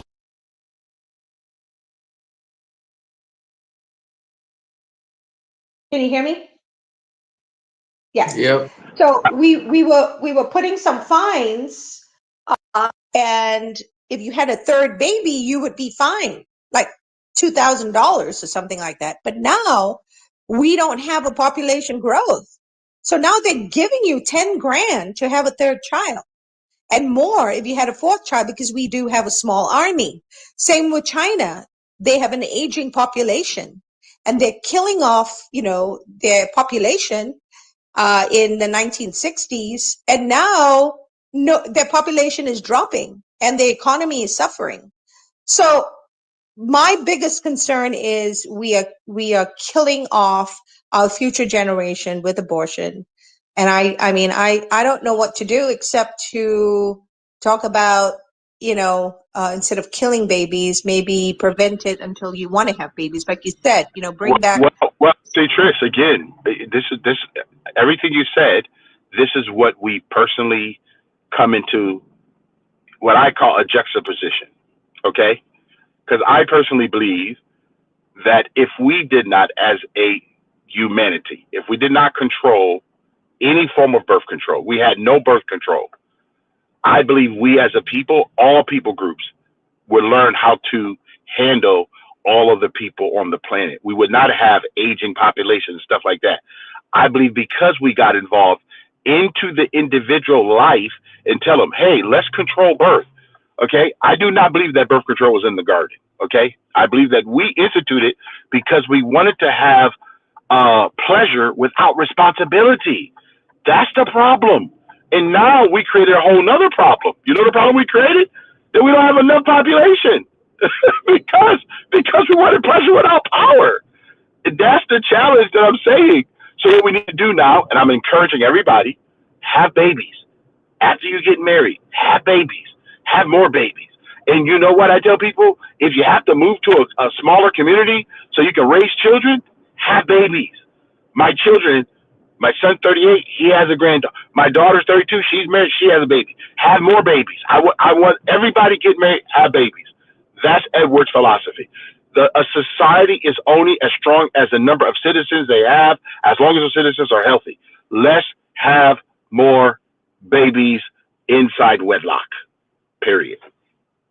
So how do you handle the issues of abortion then in a country like America?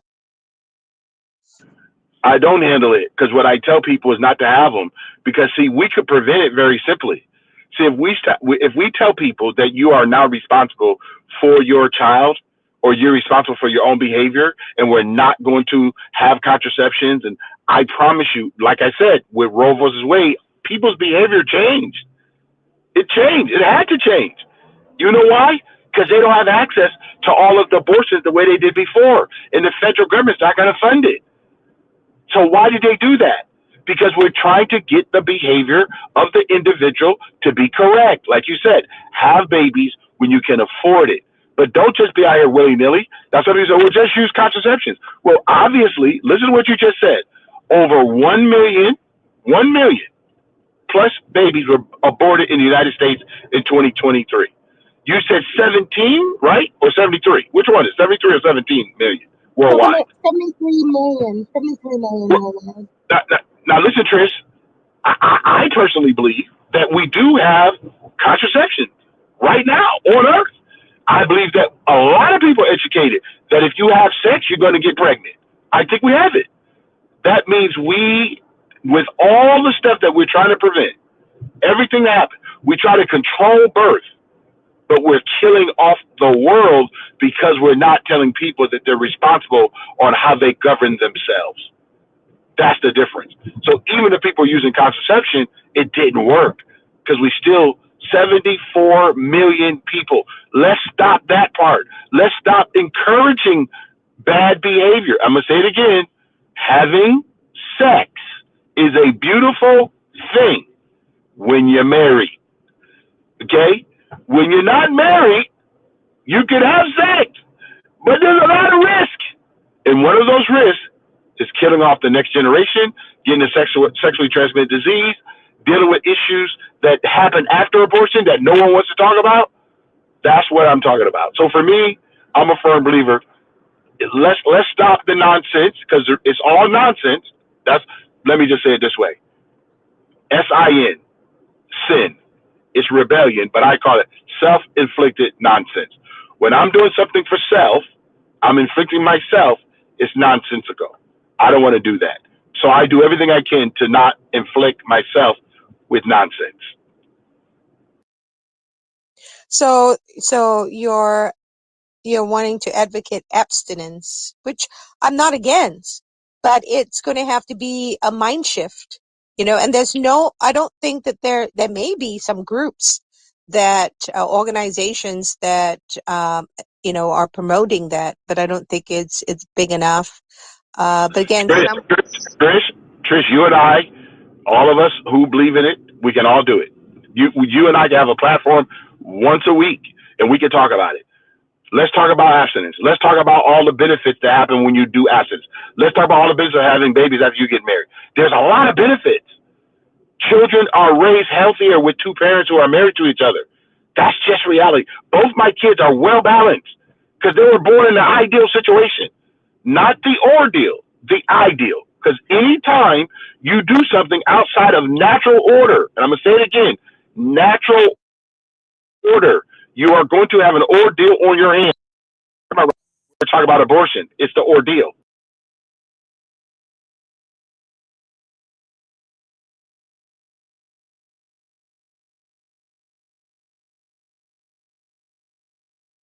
we've lost you, Edward.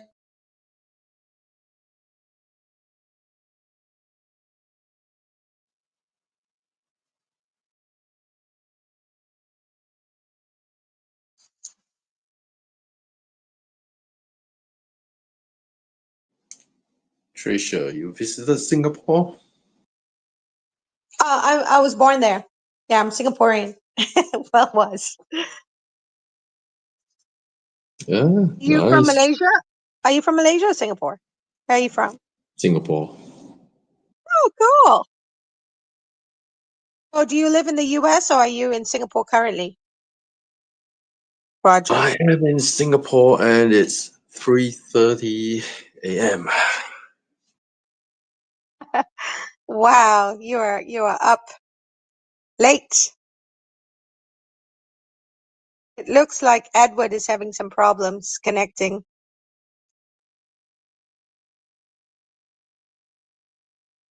Yeah, so you were in the room, Roger. What do you think about what Edward was saying about responsibility in terms of the prevention of abortion and taking full responsibility for that and abstinence? Oh, good, Edward, we have you back. Yeah, I do have to go, guys. But you guys keep the room open. Bobby's here. All of you guys continue to talk. But this is what I teach it right now, Trish. We have two different foundations: Seeds of a Father, because I tell young men, you carry life. This is a powerful thing. You carry life. Seeds of a Father. I tell young women, you carry what we call the egg.